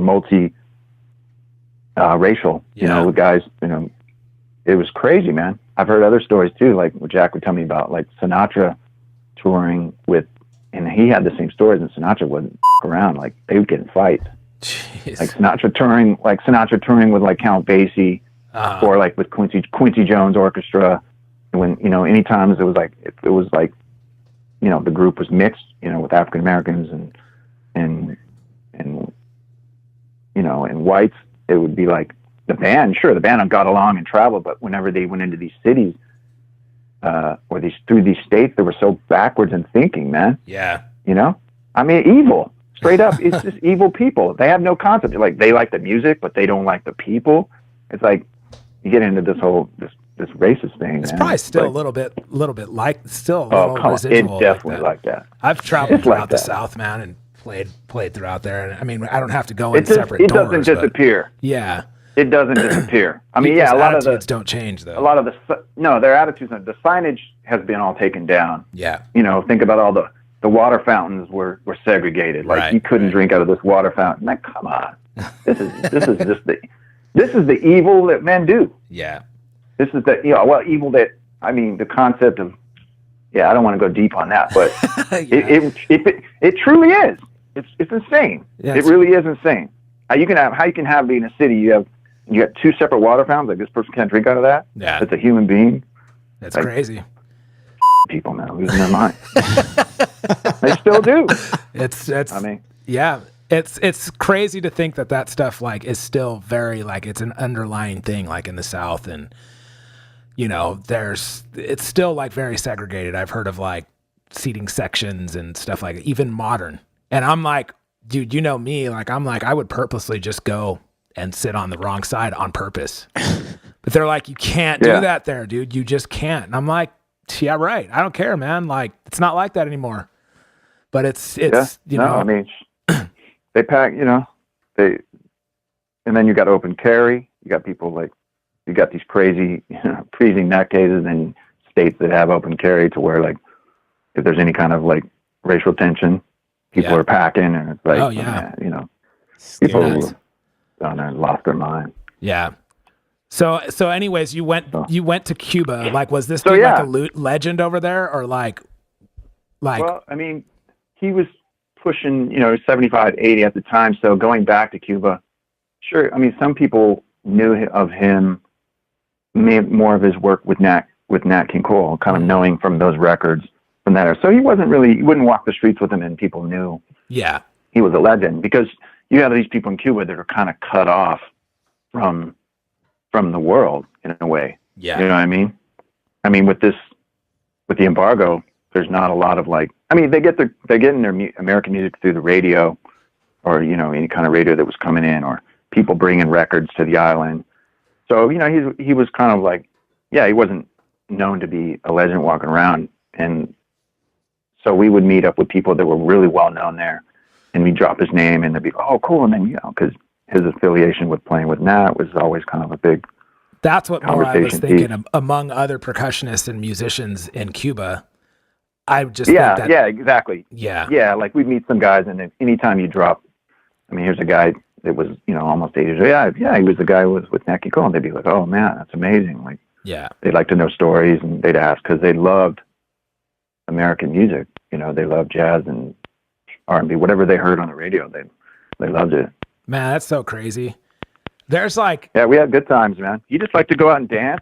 He went down there because he wanted to just go and hang and see music, and go dance or watch people dance. Because he started as a dancer and a dance really? instructor. wow. His whole thing was like, he was kind of like really good at ballroom, and then really good at into like all the styles of Latin dance. Man. That's cool. That whole era of like cha-cha-cha, the mambo, what they called rumba and danzón and all this stuff, bolero, So he was like, he already knew all the dances, so he'd go down there. So he had good rhythm, man. He was great, good at dancing. We'd go and hang, and we had good times. Man, that sounds so dope. That's like, that's one of those situations where it's like, you have to say yes. You can't just be like, man, I got work. I got gigs on the books. No, I jumped out of that so quick. Yeah, I would have. I mean, you have to just be like, I got to do this. Like, I got to do this as a percussionist too. Going to Cuba, and like, it's just like one of those things. You just got to do it. It's like, it's dope. Yeah, no, it was an incredible experience. You have like a ton of those, man. Just like, we could be here all day just talking about like, and then this one time, like, I'm like, dude, I just want to sit here all day and like hear these stories of like who you, like your resume too is crazy, dude. You played with like Osa Motley, right? Yeah, they just kind of like sitting in with them every time they come to town, or I'd see them if I'd see them on. Your little guys, your little guys there. My little guy. Oh yeah. He's funny, dude. He'll come to like rehearsals or like studio sessions, and he'll just be like watching an iPad the whole time, like not bothering anybody, just chilling, straight chilling. It's funny, man. Well, that's cool, man. Like we like, I just love to hear these stories, and like I'm sure like a lot of our listeners are just like, what? This dude's played with Stevie Wonder. This dude's played at the White House. Like this dude's The White like, House, you yeah, know, that was interesting. and that's just scratching the surface. I mean, Steve has so many stories like that. Like I keep saying, it's like just The White House story, that was interesting. I mean, that was definitely incredible. Tying in the whole working with Stevie kind of for the Obama campaign, like, you know, performing With Stevie and then getting into the White House after Obama had gotten in, you know what I mean? So like playing with Stevie because he supported the campaign. We were there. Then all of a sudden, you know, Obama gets the presidency. So I'm in the White House and I'm like, wow, not with Stevie. I was with another composer from India that won. His name was A.R. Rahman. He's a famous composer for movies. He won a bunch of awards for Slumdog Millionaire. okay. So he had this song called Jai Ho. It was like a super famous song from the movie. That was actually a friend of mine is a really good percussionist called Taku Haranu. He called me up. He goes, hey man, you want to come and help me do this thing on the Oprah Winfrey show? We're going to play. I was like, yeah, I was like, amazing. This is after the Stevie thing. Wow. So he goes, but you have to play a taiko drum, a Japanese taiko drum. These two, you know, heavy sticks. And I'm like, oh man, I've never played that in my life, you know. And once I kind of looked a little deep in, I was like, oh, it's really it's deep, and it's more like, it's very, not theatrical, but it's definitely a lot of high movements, and it's very specific. But he's like, no, there's taiko in this song that this composer wrote from India in this soundtrack hit.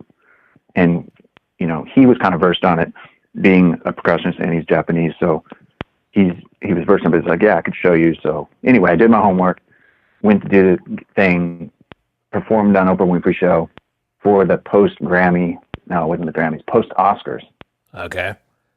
So it was like the Oscars the night before. She invites all the people that won on the next morning. Wow. So we go play this song on the Oprah Winfrey Show, Jai Ho, and then it was amazing. It was cool. Got a chance, you know, just to be on the set for the Oprah thing, and the funny thing with her is I heard she's kind of like, she wouldn't like shake hands. I mean, she's kind of a germaphobe, I think. Oh, really? But she ended up like, she kind of gave me a pat on the shoulder, and I thought, wow, that was interesting because I didn't think she really touched anybody. but it was cool. It was cool. It was cool. So after that, I think what happened was Michelle Obama, most likely, I'm kind of piecing together how we ended up at the White House with that same kind of concept with that composer to play that song. The first date dinner was planned, and the Obamas were bringing the president of India. Oh. Yeah. So they were planning this whole thing for the first date dinner. The theme. So since this song was such a hit, we were invited to come and play that song with the orchestra. Wow. The National Symphony Orchestra played this one song. I mean, they played some other, and they featured other artists. What do you got to do? Oh, nice. Good for you. The joys of having a kid. It's like talking about like this super dope like dad life. playing. This is the humility of being a drummer. Talking about playing the White House with a kid in the background. It's so great. This is gotta go, man. This is where you gotta go. You gotta go. It's a normal life. Yeah. So the president went to the White House to do this gig. We were just got asked to do one song, the same song we did on Oprah. It was this song called Jai Ho. So did the thing. It was cool. There was other artists that were featured there for the night, kind of to play dinner music, like Jessica Hudson. Is that her name? The one that sings all those ballads, super famous. Oh, yeah, I know who you're talking about. Hudson. She was the American Idol girl or whatever. Yeah. I don't think it's Jessica, but it's something Hudson. Or whatever. Jennifer Hudson. Yeah. Something. Maybe. And then a jazz singer from Chicago. It's got Kurt Elling. Oh He's yeah, really good. Kurt Elling's dope. My dad loves him. Yeah, he's good. He's a really cool guy. And a National Symphony Orchestra. So yeah, we just did this tune, and then they put us in this room, and they're kind of like, cool, all right, you guys are in and out. Like, they were like, oh man, not even get a chance to really kind of experience anything. Whatever we saw was what we saw, no photo op. But then we were kind of packing up to leave, and then they're like, hey, there's a chance you guys can get a photo op. You guys want to do it? And you're like, yeah, of course. You got to let people know, because nobody really will believe you, because you can't really take pictures when you're in there. Yeah. They don't really. So we do this photo op. I get a chance. I'm standing next to Obama. No way. Great. What am I gonna say? Like, there's 6 people. There was only 4 people in the band. It was like 2 singers, 2 percussionists, and the composer. So I got a chance. I'm standing next to Obama, and so I'm like, what am I gonna say? It's my first. You can't just say hi and bye. You got to say something. So I said, hey. I leaned over and I whispered in his ear. I said, hey, it was an honor to perform for you tonight, as you being in the president of the White House. And it was also an honor to play to support you before you got in as I was playing with Stevie Wonder. And he kind of leaned back. He's like, what? Really? Wow. And I was like, yeah, I played for you with Stevie Wonder at the DNC. And he was like, oh man. He's like, wow, that's amazing. He goes, I really appreciate it. Thank you so much. Wow. Man, it was amazing. I mean, I had to say something. And the reason why I did it is because I knew they're such Stevie Wonder fans. Yeah. One of the main reasons why I dropped his name, I don't like to drop names, but in moments like that, hey, what are you going to do? Just go, don't just walk away and don't say anything. Just be like, thank you. Thanks for having me. Yeah. And regret it for the rest of your life. Yeah. I was like, man, I got to say, so I tell him that. And he was like, wow, Michelle shook my hand. She practically crushed my hand. She has such a strong grip. You're like, I'm like a hand percussionist, right? Like, yeah. Hands are my life. Dude, that is crazy. Name dropping Stevie to the president. I know. Like, how can you not do that? But see, look, the reason why I did it was because how amazing of a story to tie in to be like, hey man, like I played, and the reason why is because the first picture you see right when you walk into the White House, into the hallway, is a picture with Michelle, Barack Obama, and Stevie Wonder. No way. First picture. What? First picture, man. Not a president, not George Washington. It was amazing. Stevie Wonder. I wonder what it is now. Oh, it's probably a cover of a Cheeto package. Exactly. Who knows, man? Oh man, that is like That's incredible. It's incredible. That's the top. I don't even know what to say. It's like, dude, yeah, incredible, man. First of all, if you played with Stevie Wonder, like if I played with Stevie Wonder, hey, how's it going? My name is Corey Horn. I played with Stevie Wonder. That's like that's my opening line. First name to drop out. Yeah, that's my opening line. So I'm name dropping that to everybody, dude. Like, let alone to the president. That's even. That's like. That's funny. It sounds like a crazy dream. Like I was meeting the president and I dropped that I played with Stevie Wonder to him, his favorite artist. I know. I knew how much they loved him, and I think they got married to his music. And after I was looking at all this, and I was like, I guess it totally makes sense that the first picture you see right when you walked in the hallway was like, and I was like, oh man, can you believe how amazing is that? Wow. So I have to tell him like my experience, and then totally give him props. And I was just like, the politicians are it's a hard job. It's kind of a shady job too. You kind of have to be. I remember somebody saying you have to be somewhat of a sociopath to think that you can be the leader of the free world. Yeah. You kind of have to be a little bit, and it's not an easy job, man. There's blood on your hands at some point. Yeah. And unfortunately, at some point there is. But people are people, and politicians are. That's just what they, that's what they choose. But hey, he had good music taste. Man, that's incredible though. That you were like, I mean, no matter what your political stance is, it's like that's still a big deal. Like, Oh yeah. the most. Totally. The most. It doesn't matter. yeah, it definitely doesn't matter like who you vote for. I mean, that service that you do, I mean, I thought, and that's a non-paying gig, Yeah. you know? I didn't realize it. I was like, oh man, I figured this would be a nice fat paying gig. You're playing at the White House. And it kind of hit me, and I was like, yo, they were like, no, man, this is like, they'll put you up in like, they put me up into like, the Waldorf. Mm-hmm. What's it? The Waldorf? It's like one of the most, it's a 5-star hotel, you know? Yeah. They put you up in that, but it's like, you're not getting a check from the president in like in a couple weeks. That puts you though in a different like category though, as far as resume stuff. Like to say that you've played at the White House, to say that you've played with Stevie Wonder, to say that you've shook hands with Barack Obama and talked about you playing with Stevie Wonder is something that like hardly anyone can say. And if you're saying that you're like a top level artist or like, you know, I don't know. Like, I mean, this day and age, I probably wouldn't take that opportunity, but like for the president that we have right now, but still that's like a big deal, you know, like if they were like, you have an opportunity I'm glad to I meet got him. called at that moment. I would say it was a blessing to get called at that moment. Yeah. Through those, that duration of those years. I mean, it was definitely a blessing, you know, getting called at this time, you know, actually, I don't know, the whole current administration, they're so worried about keeping the administration together, let alone having the time to appreciate, you know, good music and culture. There's the current situation. I mean, not to go the political route right now, but it's obvious.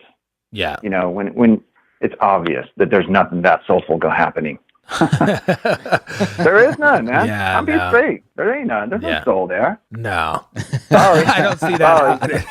Sorry, not sorry. I mean, let's be honest. What, you know? No, I that's did true. see one good. There's one good thing I did see that 45 passed through was that bill that it pays royalties to musicians. That was, I think it was something. There was a statute of limitations where people weren't getting paid.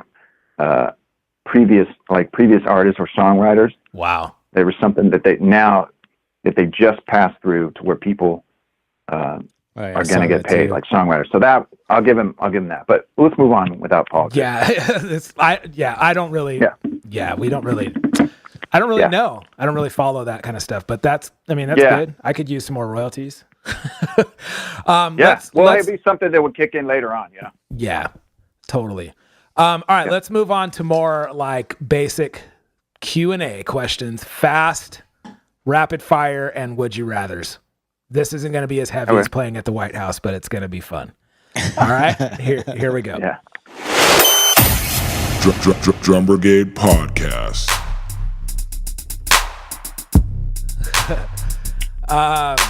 I can't get over it. Like some of your stories are so dope, man. It's so crazy.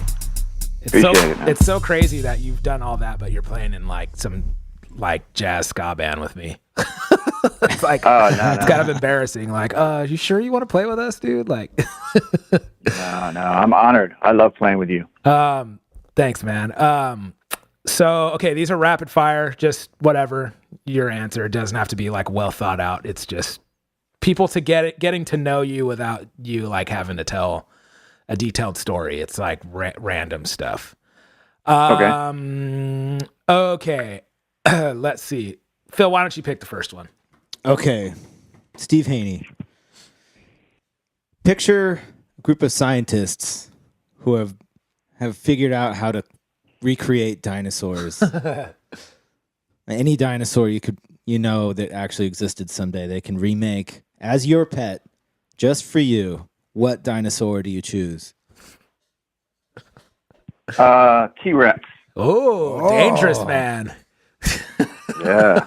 Why? Yeah, that'll be my guard dog. You That's train a big dog. My guard dinosaur. Dang. You know, something to have in the backyard. That's dope. You know, He might stand on your step on your house though and like crush it because he's like big. That's true. Awesome. That's true. Phil wants a pterodactyl. Oh yeah, it's technically a pteranodon. You're so technical with your dinosaur names, They're dude. bigger. Pterodactyl is actually small. Pteranodon had like a 30-foot wingspan. Wow. So I could actually get on his back and fly around. Yeah, I just happen to have Dinosaurs A to Z book right in front of me. What? Yeah. Oh yeah. Okay, now can you look yeah. in that dinosaur book to see if there's something called a Brontosaurus Rex? Or is it just Brontosaurus? Brontosaurus? Yeah. Let's see. Well, first thing that come up was Brachiosaurus. Okay. A plant eater. Yes. You're asking for Brontosaurus? Yeah, it looks just like a Brachiosaurus, except like the front. Well, in this one, they only give one dinosaur per letter in the alphabet, so they decided to do Brachiosaurus Okay. instead. Yeah, Brachiosaurus is cool too because they eat plants, and I want to eat plants. Yeah, they're vegan. Yeah. Yeah, a little vegan style. So we can just eat Yeah, I plants picked together. the crazy meat eaters. That's the first guy that popped in my head. You just want to remember. Okay, here's another one. Based on first impressions. So, like, we're meeting you for the first time. Hey, how's it going? I'm Steve Haney. I played with Stevie Wonder and at the White House. Nice to meet you. What do you think people are going to think that you're into? And, like, what do you do for work? And then vice versa. Like, what do you think people are going to think of us? Like, based on your first impression of us, what am I into and what do I do for work? So, what is your take on what I would think you're into? And then we'll tell you what our take is. Oh man, yeah, that's a tough one. I mean, based on throughout, depending on if you're having a conversation or just from looks. No. You like know? the first time, like I'm your Uber driver, and you're like, hey man, what's up? I'm Steve. Nice to meet you. What do I think? What do you think I'm gonna think? Yeah. What do I think you are into and what you do for work?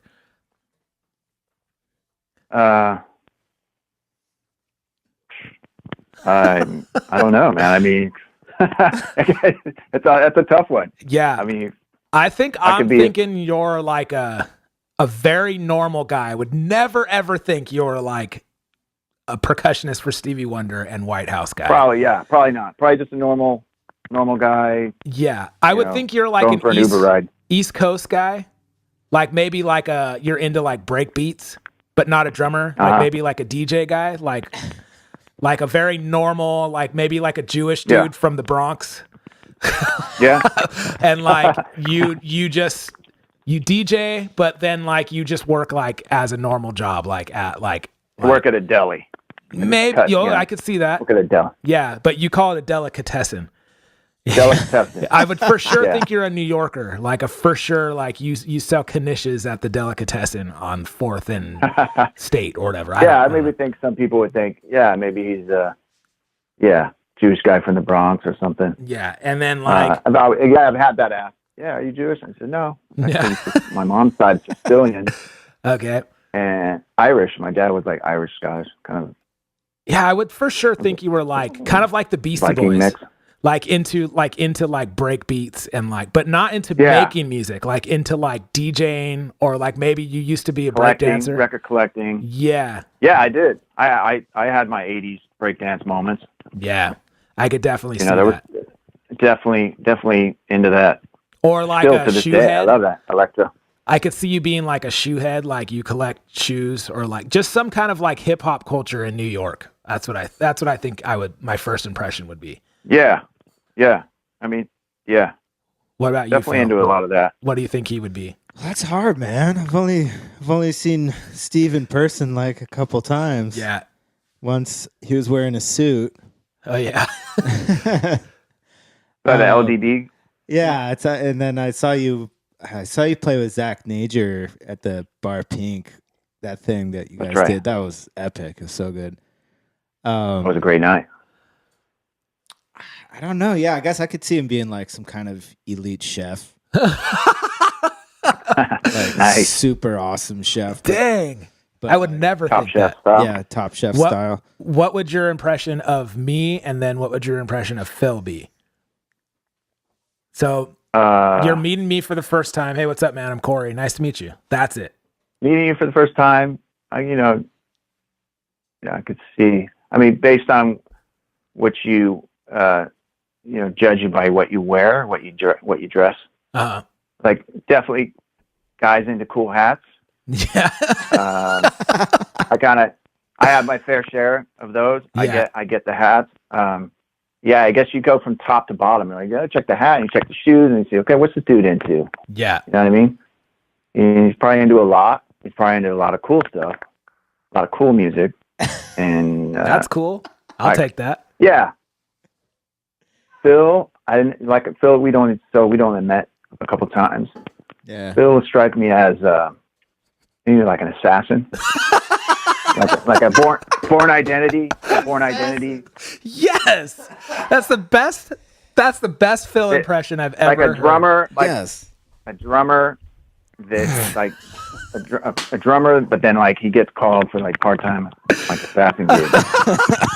Dude, last week we had Sahir, or the week that's before good. we had Sahir from Masters of Maple on. And like the first thing he says, he was like, "Oh, what's up, Phil?" He's like, "You still in prison?" And he's like talking to Phil like, "How's prison treating you?" I'm like, "What is he even talking about?" Like, everybody thinks Phil has this dark side, dude. He's just like an assassin, like in prison. That's so awesome. That's funny. Oh man, dude, that's great. Okay, Phil, give us another one. Okay. Best movie ever. What is the best movie ever? Let's go off the top of the dome. Godfather. Oh yeah, that's a good movie. Nice. All of them. See, that's the whole what I would Godfather. think. I would think a lot of people would say that. That's The Godfather saga. You know, Yeah. just the whole thing. It's just like it's such a captivating movie. No matter how many times you see it halfway through on TV, you stop and you're like, I gotta get this again. You know, I Yeah. gotta catch.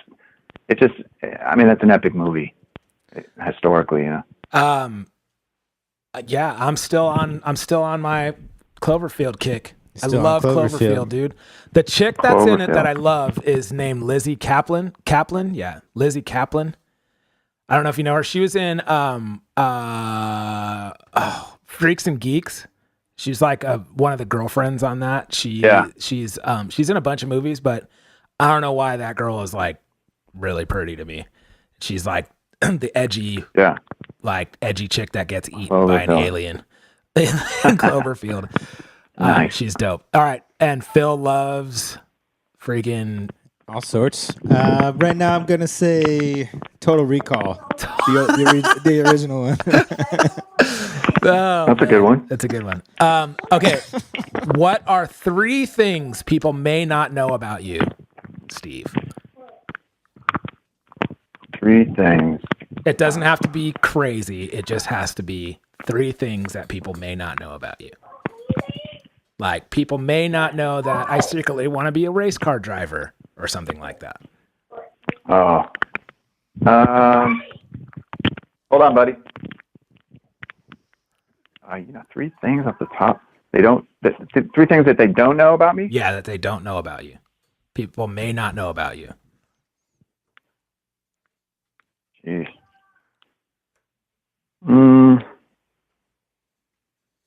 That's weird. I don't know. I'm drawing a blank.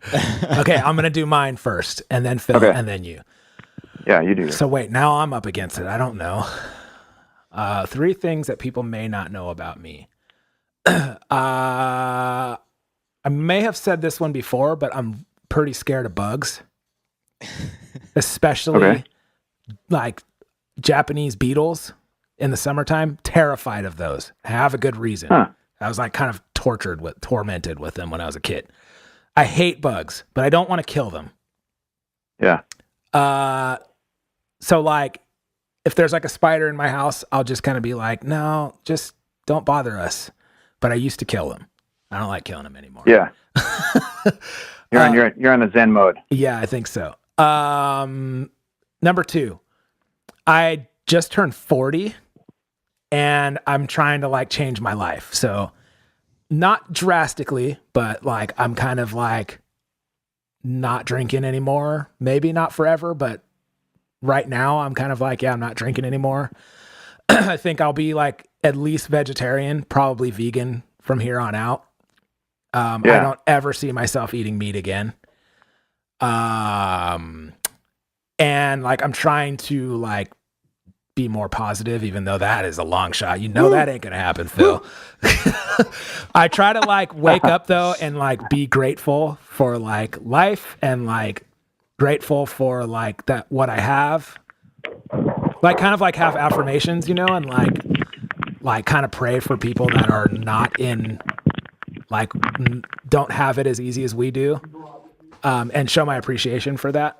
And then like really show appreciation for what I do for a living. And like, I'm not trying to get all crazy spiritual on you guys, but I'm just saying, since I turned 40, I'm trying to be more aware of that and like more complete, like in my head with my thoughts. So I don't want drinking to like mess with that. I want to be clear headed and sure of what I do and what I believe in and why I do what I do. And I don't want anything to get in the way of that. So that's why I kind of stopped drinking. And also because my stomach hurts. Okay. And then number 3, I secretly have a crush on Lizzie Kaplan from Cloverfield. Not so Her secret. and Quincy Jones's daughter. Those are my 2 favorite actresses because they're hot. Wow. You know, I met Quincy Jones' daughter. Oh man. She came to a gig. I was doing at this hotel, this little like boutique hotel, cool in LA. I did this gig with this other group. I played with this group called Ethio Cali. They kind of do like African jazz, Ethiopian music, like funk. It's a really cool band. Really, really good. Dope. And she was there sitting right on the couch watching it like 2 feet away the whole time, watching the gig. Oh my with god. a friend. Oh man. And I was like definitely kind of starstruck, you know. Dude. And This I was is the like, girl yeah. from The Office and Rashida Jones. Yeah. Oh Rashida Jones. man. Yeah, definitely. I followed her to the parking lot. I was like, wanted to see her car. I was like, yeah. Was she in like a crazy expensive car? No. I picture her getting she was into with like a friend. Civic. Well, you know, she was probably driving. She wasn't driving. It's probably with her friend. This guy.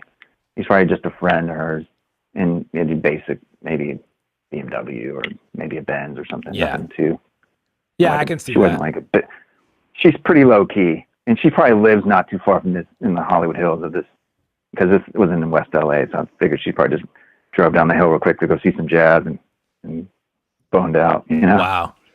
Yeah, Then it was cool. I don't know what I would do in that situation. I would probably just be like, "Oh my god!" and just like run out. I wanted to get her. I think I had some records in my car, and honestly, I went to my car to try to give her a record. Oh, really? I was gonna be like, yeah, like here, you know, if you dug this, then listen to this. Maybe you'll like it. Here's some music for you to listen to. Yeah. You know, I just wanted to do that. That's all I wanted to do. I mean, That's what I actually did that to the singer for Little Dragon. Oh, really? I like her too. I like her band. Yukimi, Her band is dope, dude. one of my favorites. That's different though, One of because my she's a favorites. musician. Like, so it's, yeah. Phil, what's 3 things people don't know about you? Oh 3 boy. new things. New things. Okay. I like baking bread. Yeah, Phil's making sourdough right Sourdough now. bread, yeah. That's the Yeah, that best. sounds good. I guess this will be a second one. I like cooking a lot. I do like to cook. Cool. Cooking is good. And restoring congas. Yeah, apparently. And Restoring conga. number 3, I kind of want a Lamborghini. What? It's the dumbest car, Dumb. but I've always wanted since I was a little kid. Wow. I don't care how much money I have. I would never buy a Lamborghini. They're the I'm not dumbest that car. guy. Lambo. But come on, there's a little PC that wants a Lambo. This show takes off, Those Phil. scissor doors Lambo. and stuff. Nah. Come on. It's funny. I've never had the desire for a Lamborghini or Me Ferrari either. ever. Me either. You That's look such like a the weird biggest thing. dong if you're driving that car. Totally. You look like a douche.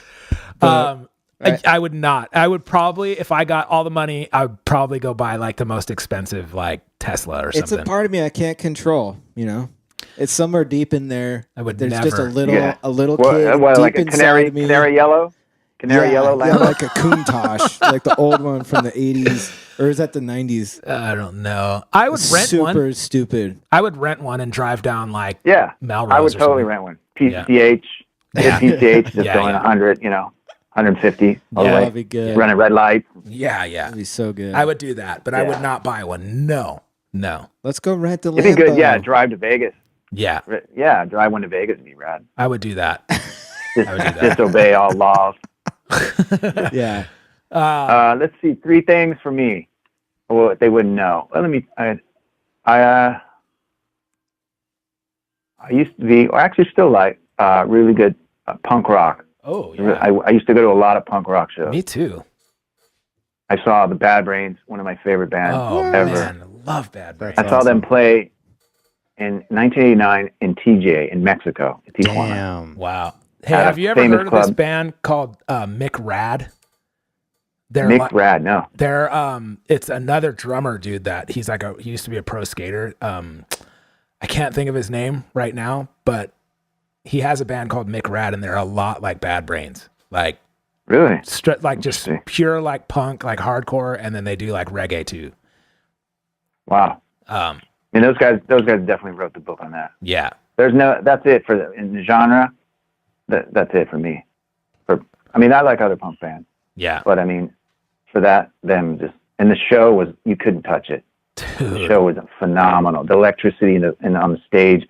He did a backflip the first song.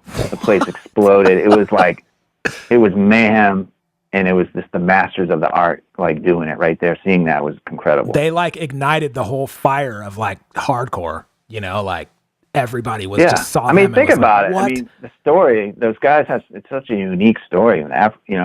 Four African American guys Yeah. from DC area. They were probably, I think I read that maybe they were like a jazz funk fusion band before that. Mm-hmm. And how did they just go into that direction of just being the gnarliest, fastest, best, like the best punk band, and then having their old reggae roots of just like dropping it down into that. Like how? Yeah. How did it happen? It's so weird, but they're definitely the best at that. Dude, I'm glad I got a chance to love see them. Never got to see them. I think we played with like, what's his name? HR, and like he's just lost his marbles. Like, dude is not the same anymore. But like, I caught him. I caught his band after he had left. It was Yeah. called Human Rights. They were good, actually, really good. I would always different, like, but- as much as I love reggae, I would always get bummed out when they would play reggae. I'm like, nah, man, just like keep it fast. Like, yeah, I get it. I mean, the momentum is when they were for doing punk stuff. The last thing you kind of want to drop into was, hearing something in dub. So it was Yeah. like such a weird kind of a slap in a different direction. But they definitely did a good job. I definitely love Bad Brains. My second thing would be what people wouldn't know about me. I wanted to be. I checked out a saxophone when I went to Grossmont College, but I think I really would want to be a good clarinet player, Really? Yes. like a killer clarinet, like New Orleans style. Okay. I don't know. I don't even listen to that music. I don't even listen to it that much, but I love the sound, the tone, the very or a singer. Like I wish I had like a good singing voice. Yeah. Just because discovering how to like write songs, or being real raw at songwriting, I wish I could like do my own record and sing and produce them, like sing them, play percussion, have friends on them, and that would be pretty rad. Yeah. That would be That's cool. All right, one more. One more. The third one's always the hardest. The people don't know. I wish I was bilingual. I wish I was like fluent in Spanish. It's not too late. No, it's not too late. Yeah. That'd be nothing. I mean, I can get by. I can get by in certain situations. Yeah. And if I go to Mexico, I can get I'm not completely lost. Like I've been with people and they just tell you they can't say anything. I'm like, damn, dude. Like you've been living in Southern California all life, and you can't even just, talk with this guy in a sentence. Dude, like, I you get can't even so ask for bummed food out. I get so bummed out because like my heritage is Hispanic. My grandparents, like my grandpa's first language is Spanish. And then like my mom didn't know how to speak English, like when she was a little girl. And I straight don't know how to speak Spanish, dude. And then my mom like was so worried about her accent when she moved like from New York to California that she stopped speaking Spanish. And now she doesn't know how to speak Spanish at all. She straight speaks English. Man, it's a sad thing that happened to a lot of people back during those times. I wish so much. And it goes for even Italians and even people of all different kinds of races once they got here and things got like really whitewashed. Mm-hmm. Like they were like, no, stop don't talk Italian, don't talk with an accent, don't speak Spanish. You know, you're kind of looked down upon if you have an accent. You got to. It's kind of a sad thing, man. Yeah. A lot of people lost their language. Totally. It's kind of a fucking weird thing. Man. It sucks. My mom my mom is like, I understand Spanish, but I don't speak Spanish. And like, when she tries, she doesn't sound like she knows how to speak Spanish. She sounds like a California girl speaking Spanish.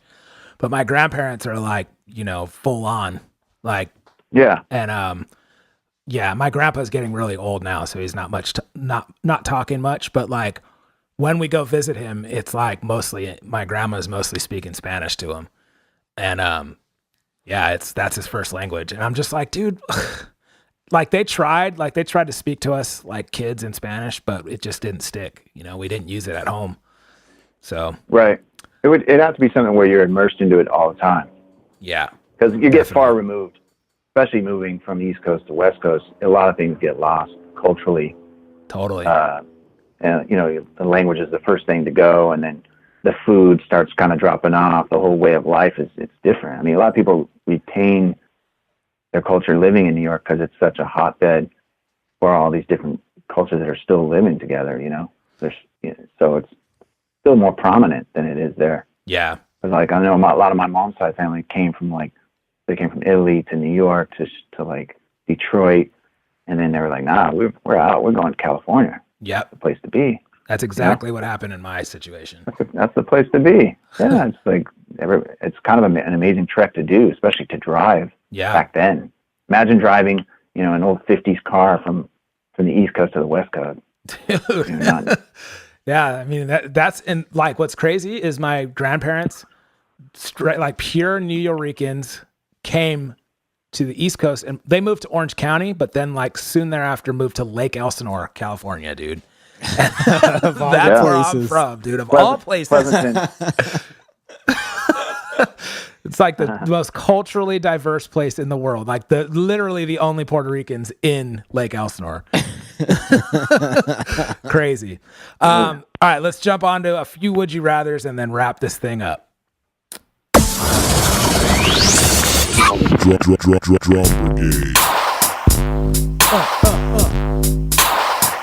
Drum Brigade. Drum Brigade, Drum Brigade, Drum Brigade. Dude, when you met Stevie Wonder, where you're like, "What's up, Steve? My name is Steve too." Like, like we have something in common. We're name twins. I think I did actually. Yeah. Nice name. I think I told him nice name. Nice name, Steve. His real name is Stevland. Oh, really? I did not know that. Stevland. I would know. I'd be rocking that, dude. Stevland's kind of cool. You never hear anybody with Stevland. Yeah. I didn't even know that name existed. Dude. Stevland, and it's obviously it's not Wonder. It's a nickname. I can't remember his last name, but But anyway, yeah. I was at NAMM show one time, and like you know how you always see him cruising around NAMM with like a big huge entourage of like 25 people. And he stopped in like some booth and was like playing drums, and people were going bananas, dude. Going bananas. There was a guy like crying and playing a guitar and playing like one of his songs and singing it to him. And I'm like, what are you doing? Like, Crying. He's like crying and he's like singing la la la la. Oh no. And like Stevie Wonder has no idea what's going on. He's just jamming out like on some drums. People are just like, Stevie, hey Stevie, like there's like vendors like trying to get him to like, hey, use my stuff. Can you play my stuff? Can I just give this to him? Like it's like freaking mayhem, dude. This guy's serenading him. Yeah, like it's a dude literally serenading him with his own song. That's amazing. Yeah, it's like, why is this dude singing my song? Get out of here. Like, what is he thinking right now? Like, you know, it's just like karaoke moment. Crying. Okay, these are funny. some would you rathers. Okay, first one. Drum shoes or drum gloves? Which are you using? Yeah. You have to pick one. Oh my god. I'm down. You know what? There was a time when my hands got a little clammy. Yeah. So drum gloves, maybe, but the shoes have been pretty funny too. Dude. Those have been pretty rad. Like Simon Phillips, like Thomas shoes by Simon Phillips. dude. Yes. Tommy You Eagle. know or he whatever. rocked those. Oh my Dude, God. you know those guys. Those are all the guys that use them. We saw With the guy Carter from Buford ones. Motley Crue. Dude, Motley Crue Carter seems like the Buford. guy. Dude, Think about Motley these guys, Crue, dude. he had everything. He had gloves and shoes at the same time. We were just And he's talking probably about this rocking before you like- came on. Like, what is the point of drum shoes? Like, they're like Mario Andretti. Like, Feel, bro. this Feel. so dumb. Like, I know one of my You gotta buddies. feel the pedal. One of my buddies is like this guy that I know that like I've just known for years. He wears drum shoes and he's just like, yeah, dude, like he'll show up to the gig and his shoes are like part of what he carries in like on his cart. No. And he like sets up his drums and then he puts his shoes on top of his snare and then when it's time to play, he puts those shoes on. So and- does he wear a suit? So he's wearing like a suit. It doesn't and matter those, what like, he's wearing. He's wearing a suit. No. He puts on drum shoes to play. Those like athletic sneaker Yes. looking things. 100%. Yes. Wow. Does Mario Andretti like put on his driving suit but then wear flip-flops when he's driving? Definitely not. But they match. No. They match a driving suit. Well, the driving shoes. Wow. No one has invented a drumming suit yet. Yeah, where's the Until drumming? now. Where's the dress up drum shoes? I want to see those. That's funny. The Drum Brigade dress up drum shoes. Oh, Yeah. dude, we should definitely do that. I'm going to put my Drum shoes Brigade on, shoes. straight put my shoes on and then just right. Oh my gosh, dude. Yes. This dude will put the shoes on his snare, snap a picture. I'd like to thank my endorsement of whatever Zeppi's drum shoes or whatever, and like goes through the motions of playing with drum shoes, dude. They make him play faster. All right, well, what would you pick, Corey? Wow. Oh man, I can't be seen wearing gloves, so I'm going with shoes, dude. You're going No with one, the shoes? no one would know I was wearing nobody shoes. knows. Yeah, Yeah. I would go with the Shoes shoes were too. yeah, that's probably definitely an 80s era thing when shoes became a big hit. I just for picture drumming. like It fell off. It fell off like it only probably lasted maybe. But then again, No, people dude. still wear them. no. I still saw a thing, right? I saw a drum shoe company at NAMM, like I think this year. Oh, And I was like, really though? You guys make drum shoes? And they're just like, yeah, man, try them on. What size do you wear? And I'm like, I can't do that. I can't. Yeah. I'm sorry. So, I but just if they picture put- those if kind they of put guys. your name on it, if they put Drum Brigade on it, you'd be rocking that at the Heck gig. no, dude. No way. Although that is a Dude, good yeah, idea. If Drum Brigade had their own shoes, you'd be all over. They- it. they You'd be just- rocking it all over dude. Facebook. You'd be like, check it out. Dude, I got my Drum Brigade shoes. as long as they You know what I'm match saying? my Next- Lambo. It's all about the merch. Next thing, you Dude, got your no gloves way. on. We're not trying to go for those guys, dude. The Tommy Ingor of the drum world. Yeah, I picture guys like Greg Bissonette, like Mike Mangini, like Virgil Donati, like those Right. guys all rock drum shoes, dude. Guys that get all caged in, they just need to. They need to feel that. Who's the dude with they the gotta- big old Terry You gotta have Bozzio that, or whatever? that feeling. Like, oh yeah, I picture all those guys rocking drum shoes, bro. yeah. Neil Drum Peart. shoes. Wait, Neil Peart hat. We saw Neil those. Peart has signature the drum signature shoes. one. Yeah. Heck yeah. Maybe I'm on board, dude. You want to be a real drummer, you got to rock drum shoes, fool. Coming Dude, if out Adidas next was year. making drum shoes and they said we want to put Drum Brigade Adidas? logo, Maybe. you'd be like, yeah, If they Sure. look like soccer shoes or something, I would probably do it. yeah. All right. Yeah, I'm in. I'm in. I mean, All you right. sold me. But I'm not trying to rock no like Asics like driving shoes, but these are like I'm not trying to rock some like European looking, like sleek, well, you know, fast looking. Soccer Ferrari shoes. driving. They have their own driving shoes Yeah. I'm not made by wearing Puma. those. Puma Ferrari. That's exactly what the drum shoes look like though. It's like they took That's driving probably what shoes. Jamiroquai wears. That is so what he wears. It's like his fast feet like moves. Why do they look so fast, dude? Because he has probably like 20 Ferraris. I just You know he want wears some. the shoes. I want some drumming pants though. Dude, Phil is stuck Yeah. on like there's cycling pants. There's like race car driving pants. Why don't we have drumming pants, dude? Yeah, cut down on the friction. You know. How much friction? Like, how fast are you playing, Phil? Well, you know, if you got the double bass pedals and the Drum shoes. Dude, Carter Buford rocks drum shoes and drum gloves, dude, and a do-rag and no sleeves. no sleeves. It's like the cliche. If it was a Batman sleeveless shirt, he is the drummer's drummer, dude. Freaking the backwards Kangos. Like drumming shoes, sweatpants. He is not trying to look good. It's all for performance-based clothing, dude. Yeah. Performance-based clothing. Phil, I could see the drummer from Spin Doctors wearing them too. Oh, Hey, that drummer was dope, but I could definitely see him rocking on. The drummers, it's the thing. It's the drummers that are like performance-based drummers. Like Virgil Donati is not trying to look cool. He's not trying to fit in the band. It's all for like movement. Sleeves get in the way, Phil. The bill of your hat has to, it's in the way. It has to be backwards so it's out of the way. Yeah. Virgil Donati's getup is like sweatpants, Affliction shirt with no sleeves, hat backwards, and drumming shoes. He's not trying to look like fit in the band. He's just trying to perform. Yeah. It's all about Serious high biz, performance. dude. It's all about high performance and getting that feel. In the Mike soul, Mangini, dude, is trying to look soul of cool, your foot. but Yeah. you can't be that fast and look cool. You have things get in the way, Phil. Yeah. Sleeves, get out of here.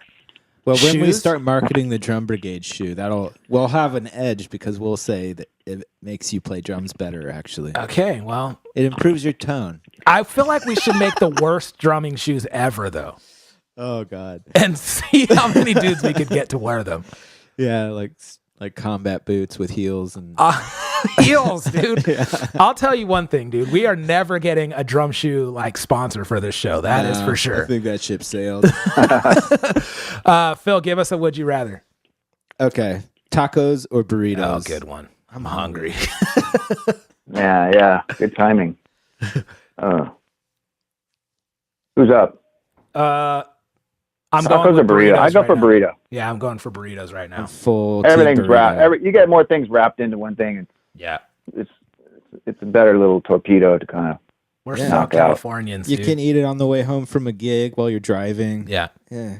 Burritos. Can't do that with a Totally. taco. Okay, I'm going to give you a last one. Let's see. Would you rather? Okay, scenario. You're on a gig. They offer you a tip of $20. Let's say like $20 to $40.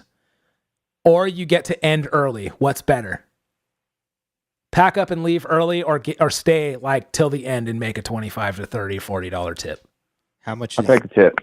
Take the tip. Yeah, totally. Pays for gas. Yeah. I think right now I'm gonna like take the tip. If it's like you know, like the typical like schmucky metals gig, you're on a wedding gig, whatever, and you're just bummed out and you're just like, dude, I just want to get out of here, man. Like, and you know, it's like you still have like 2 or 3 more sets, and then everybody's like just stale and kind of leaving early, but there's like it's like that situation where you're done at the end of the night and they're like, you guys were great. And they hand you an envelope and you're like, oh man. And like, I could definitely see, depending on what kind of gig it was, whether it'd be like, if you can pack up like an hour or 2 hours early to get out of there. That's what I mean. It's so horrible. Sometimes I'm like, I just did keep on a your gig. I did a gig like that a couple weeks ago, and I was like, it was a trio. Yeah. It was a singer, a girl singer, and a piano player. They haven't really worked together that much. And I was playing my little hybrid cajon kit, the snare and the hats, and I was like, oh, this is horrible. This is so horrible. I would definitely leave. Totally. And not take a tip. That's what I'm talking about. Yeah, like that's a hard one. There's some of these gigs, dude, where you're just like, I will give anything to get out of here, man. I just want to get out of here. But like, that was definitely a moment where I would like, no, you can keep the tip. Yeah. If it's like $20, I'm like, sooner just the better keep I it. can get out of here. Yeah. That's the funny thing. It was such a good paying gig for a short amount of time. Yeah. It was one of those just stupid casual or stupid corporate things. That happened a couple weeks ago where it was like, they came up and handed us an envelope and it wasn't for us. It was like the remaining balance. And I was like excited, but we got to end early. So I was like, well, it's still cool. But I was like, what if they were like, hey, we want you to play a little longer. till the end, but we're giving you a tip. Yeah. You know, or like, what about a gig My that's first reaction would be like, "You have an iPod?" You know? Yeah. Okay. So what about that gig when typically if you play, like you get an extra 30 minutes or whatever for a certain amount, or an extra hour for a certain amount. So what would you rather, get paid that extra amount or dip out when you're supposed to? Like, okay, it's a hard stop at 10. You have to play till 10. They're making you play till 10, but then it's a bunch of like Trevors and like freaking Danielles that are like, oh my gosh, we want you to keep playing. How much is it going to cost? And daddy's going to pay for it. And so you're like, well, an extra hour. I would stay and I'd charge them an arm and a leg. Yeah, me too. I would stay and I would charge them so much that they would not want to do it. Yeah. I'm always and then open actually to that. sometimes they bite it and they go, oh yeah, we'll pay that. I think my minimum. You're walking out of there with a couple $100 each. Yeah. You know. What's your minimum for, like, okay, we now want you to play an extra set For OT? Yeah. Overtime? Reasonable. Like, not like minimum? I don't know, 50. Yeah, that's me too. Minimum. If I can make an extra like, $50, that's pretty I'll bare. stay. That's kind of low, but I would want an extra depending on how 100. many people in the band. I think my hope would be 100 to like 200, but like Yeah. $50 is good. What about you, Phil? I'll do it for free. I just love playing my drums. No. Two for food. Two for the food. I was like, my first catering. question about your question was going to be, how long extra are they going to make me play? Yeah, no, it's like it's supposed to be like scheduled. Like, okay, like they offer you a tip to end early, but if they want me to play an extra hour, I'm going to be like, yeah, $100. Yeah. So I think for like, typically it's like, we've had a bunch of situations where they're like, hey, can you guys, we got pushed back on our timeline. And so you're supposed to stop at 10. We're contracted till 10, but can you guys play till 10:15? And the guys in the band are kind of like, well, it's cool. And I'm like, no, definitely not. Like, if it's my band, it's one thing, but for Schmucky Metal's band gig, no, absolutely not. Because they sign a contract that says a minute overtime is like this amount. And now they're trying to get something for free. Honor the OT contract, I'd say. And in situations like that, whether it be weddings or corporates, and there's a contract, so if you go over, I'm a stickler to, like, you can ask friends, or you can ask, I'll start taking the cymbals off like right before it turns to where we're done. Yeah. You know what I mean? Me too. Like the cymbal, people would laugh. I do corporate gigs, and like as soon as it hit the time, I was unscrewing the cymbals. Right. They were coming apart, and guys would be like, "Yeah, you can't." Like the client's asking for more, and I'm like, "Well, It's you have not to the pay." contract. Yeah. Like, you know, if you want more food, if you're a caterer and you want more food, and you're asking, "Hey, can you guys bring out more food, or can you stay longer for catering?" You think they're going to do it for nothing? No. For nothing? No. Obviously, they have to pay. That's my exact same we all thing. provide a service in this industry of these kind of gigs. And then, like, these people just take and take and take, man. So if you're like, hey, can you guys play for an extra 15 minutes? And then you do. They're like, can you play for 15 more minutes? And now you're there for half an hour. Right. We get paid for that, and you signed a contract for that. So no, my answer is, if everybody's going around and the band's like, well, I'm down, man, it's just 15 minutes. I'm like, no, my time is valuable, and you signed a contract. No, I don't. No, you can pay me for that. Right. But no, I'm sorry. Right. I'm not willing to do it. And then it always ends up, well, we'll just play music on the iPad for 15 minutes while we're breaking down. And they're like, okay. Perfect. But no, I'm scheduled for this time. I'm reasonable. Like, okay, we'll play one more, you know, or whatever, two more. But I'm not going to be like, I'm not staying overtime without you paying. No. If you've tipped me, then I back okay. that up. I back that. If you've tipped and you're like, hey man, you guys were really great, here's something for your time, thank you so much, then I'm like, all right, yeah, man, we'll play a couple more. All good. Yeah, money always talks in the OT situation. I mean, for sure. Yeah, dude. I mean, most people that are in tune and they kind of know the industry, they'll be like, oh yeah, we'll tip you guys out. Or say, hey, will you play another 15 to 30 and we'll tip you guys out. Right. Of course, everybody's immediately going to get back to their instrument. Nobody's going to be, nobody's going to be like, nah, man, I'm out of here. Yeah. You know, you got to, if you know they're going to be taking care of you for your time. It's normally the typical though, like daddy's going to pay for it. How much is it going to cost? You know, and like you're in that situation where it's like the princess gets what she wants. Sure, I'm like, I don't care who you are. No. You know, then you get the guys that are like, hey, we're paying you, keep playing. It's like, no, You're not paying me. I don't know you. Right. You're paying a Yeah. company that I work for, and I don't care whether you pay them or not. Right. All right, dude. So, man, this has been a long one, but dude, really appreciate you coming on and talking about your story and stuff that you've done. It's a really good interview. Yeah, it was awesome. It's really cool. I appreciate it, man. It's always good to share the stories, man. It's Awesome. funny. We're gonna have to have you come on again and talk some more about like other stories, and like we always say that we want our like show to be like our guest can come on. You're not like it's not like a life story interview. It's just like a guest. So Yeah. we'll have to bring you back on to just be like, yeah, man, I'm working on this, or like maybe before the album comes out. For information about Steve Haney or Jungle Fire or any of the other groups, how can people like find you, get a hold of you, etc.? As far as Jungle Fire, I think junglefiremusic.com is the website, and the social media pages are between the Jungle Fire Music on Instagram or Jungle Fire on Facebook. It's always updated to what we're up to, the latest. I don't have a personal website, but you can follow me on Facebook if you want to know of all the different things. Yeah. And if they want to get a hold of you, all the situations I get myself into. You run the Jungle Fire Instagram and stuff, right? I run the social media, yeah. Yeah. So if people want to get a hold of you, maybe for Yeah. gigs or You can to book contact the me, band yeah. or whatever, contact Jungle Fire on all the platforms. Hit subscribe. Steve Haney, thank you so much for coming on. I think I might see you later Thank today. you, guys. Actually, I'm on another gig tonight. Bummer. Oh. Wait a minute. Yeah. Wait, that's not the one. There it is. I've accidentally pushed Fig's laugh. Here it is. Check it out. Oh, nice. That's a good one. That's awesome. All right, man. We're going to wrap it up. Thanks, Steve. We'll talk to you soon. Thank you, guys.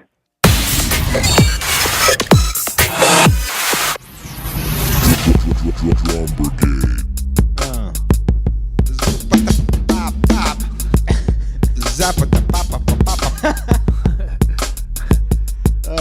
That was a dope interview, man. We're Such a getting cool some guy. heavy duty fools on this show.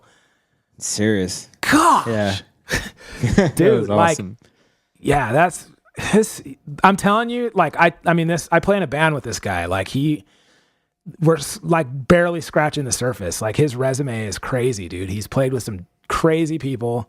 He's had some crazy experiences. Like, we definitely got to have him back on. Like, we Yeah. got to get deeper. That's just stuff that like I knew about, but crazy stuff, man. Steve is a good dude. He's a super good percussionist. He's like a really good dude to have in your band because he's like deep. Like I said, like he's authentic. Like, he can make it. He gets what you're going for, and then he knows how to make that happen. It's Yeah. really cool. So yeah, thanks to Steve for coming on. This has been a very, very long show. Yep. Very, very long show. We did it again. From a guy that was struggling with like pain and not feeling well. That was a good show. You're talking about yourself? Okay, yeah. Now we got to go play. I got to play a gig. What are you doing tonight? Just taking care of I babies, think I'm dude. taking care of the baby tonight. Wow. Yeah, just chilling. Man. Babality. Babality. That's cool, man. I mean, I kind of would rather do that. Yeah. Sorry. I know it's glamorous. Oh, dude, we got to eat some lunch. I'm hungry. We got a long day ahead of us, man. This spent so long on this show. Now my day is getting away from me. All right, so that's been episode 20. Steve Haney, Yeah. percussionist, drummer, freaking at the White House.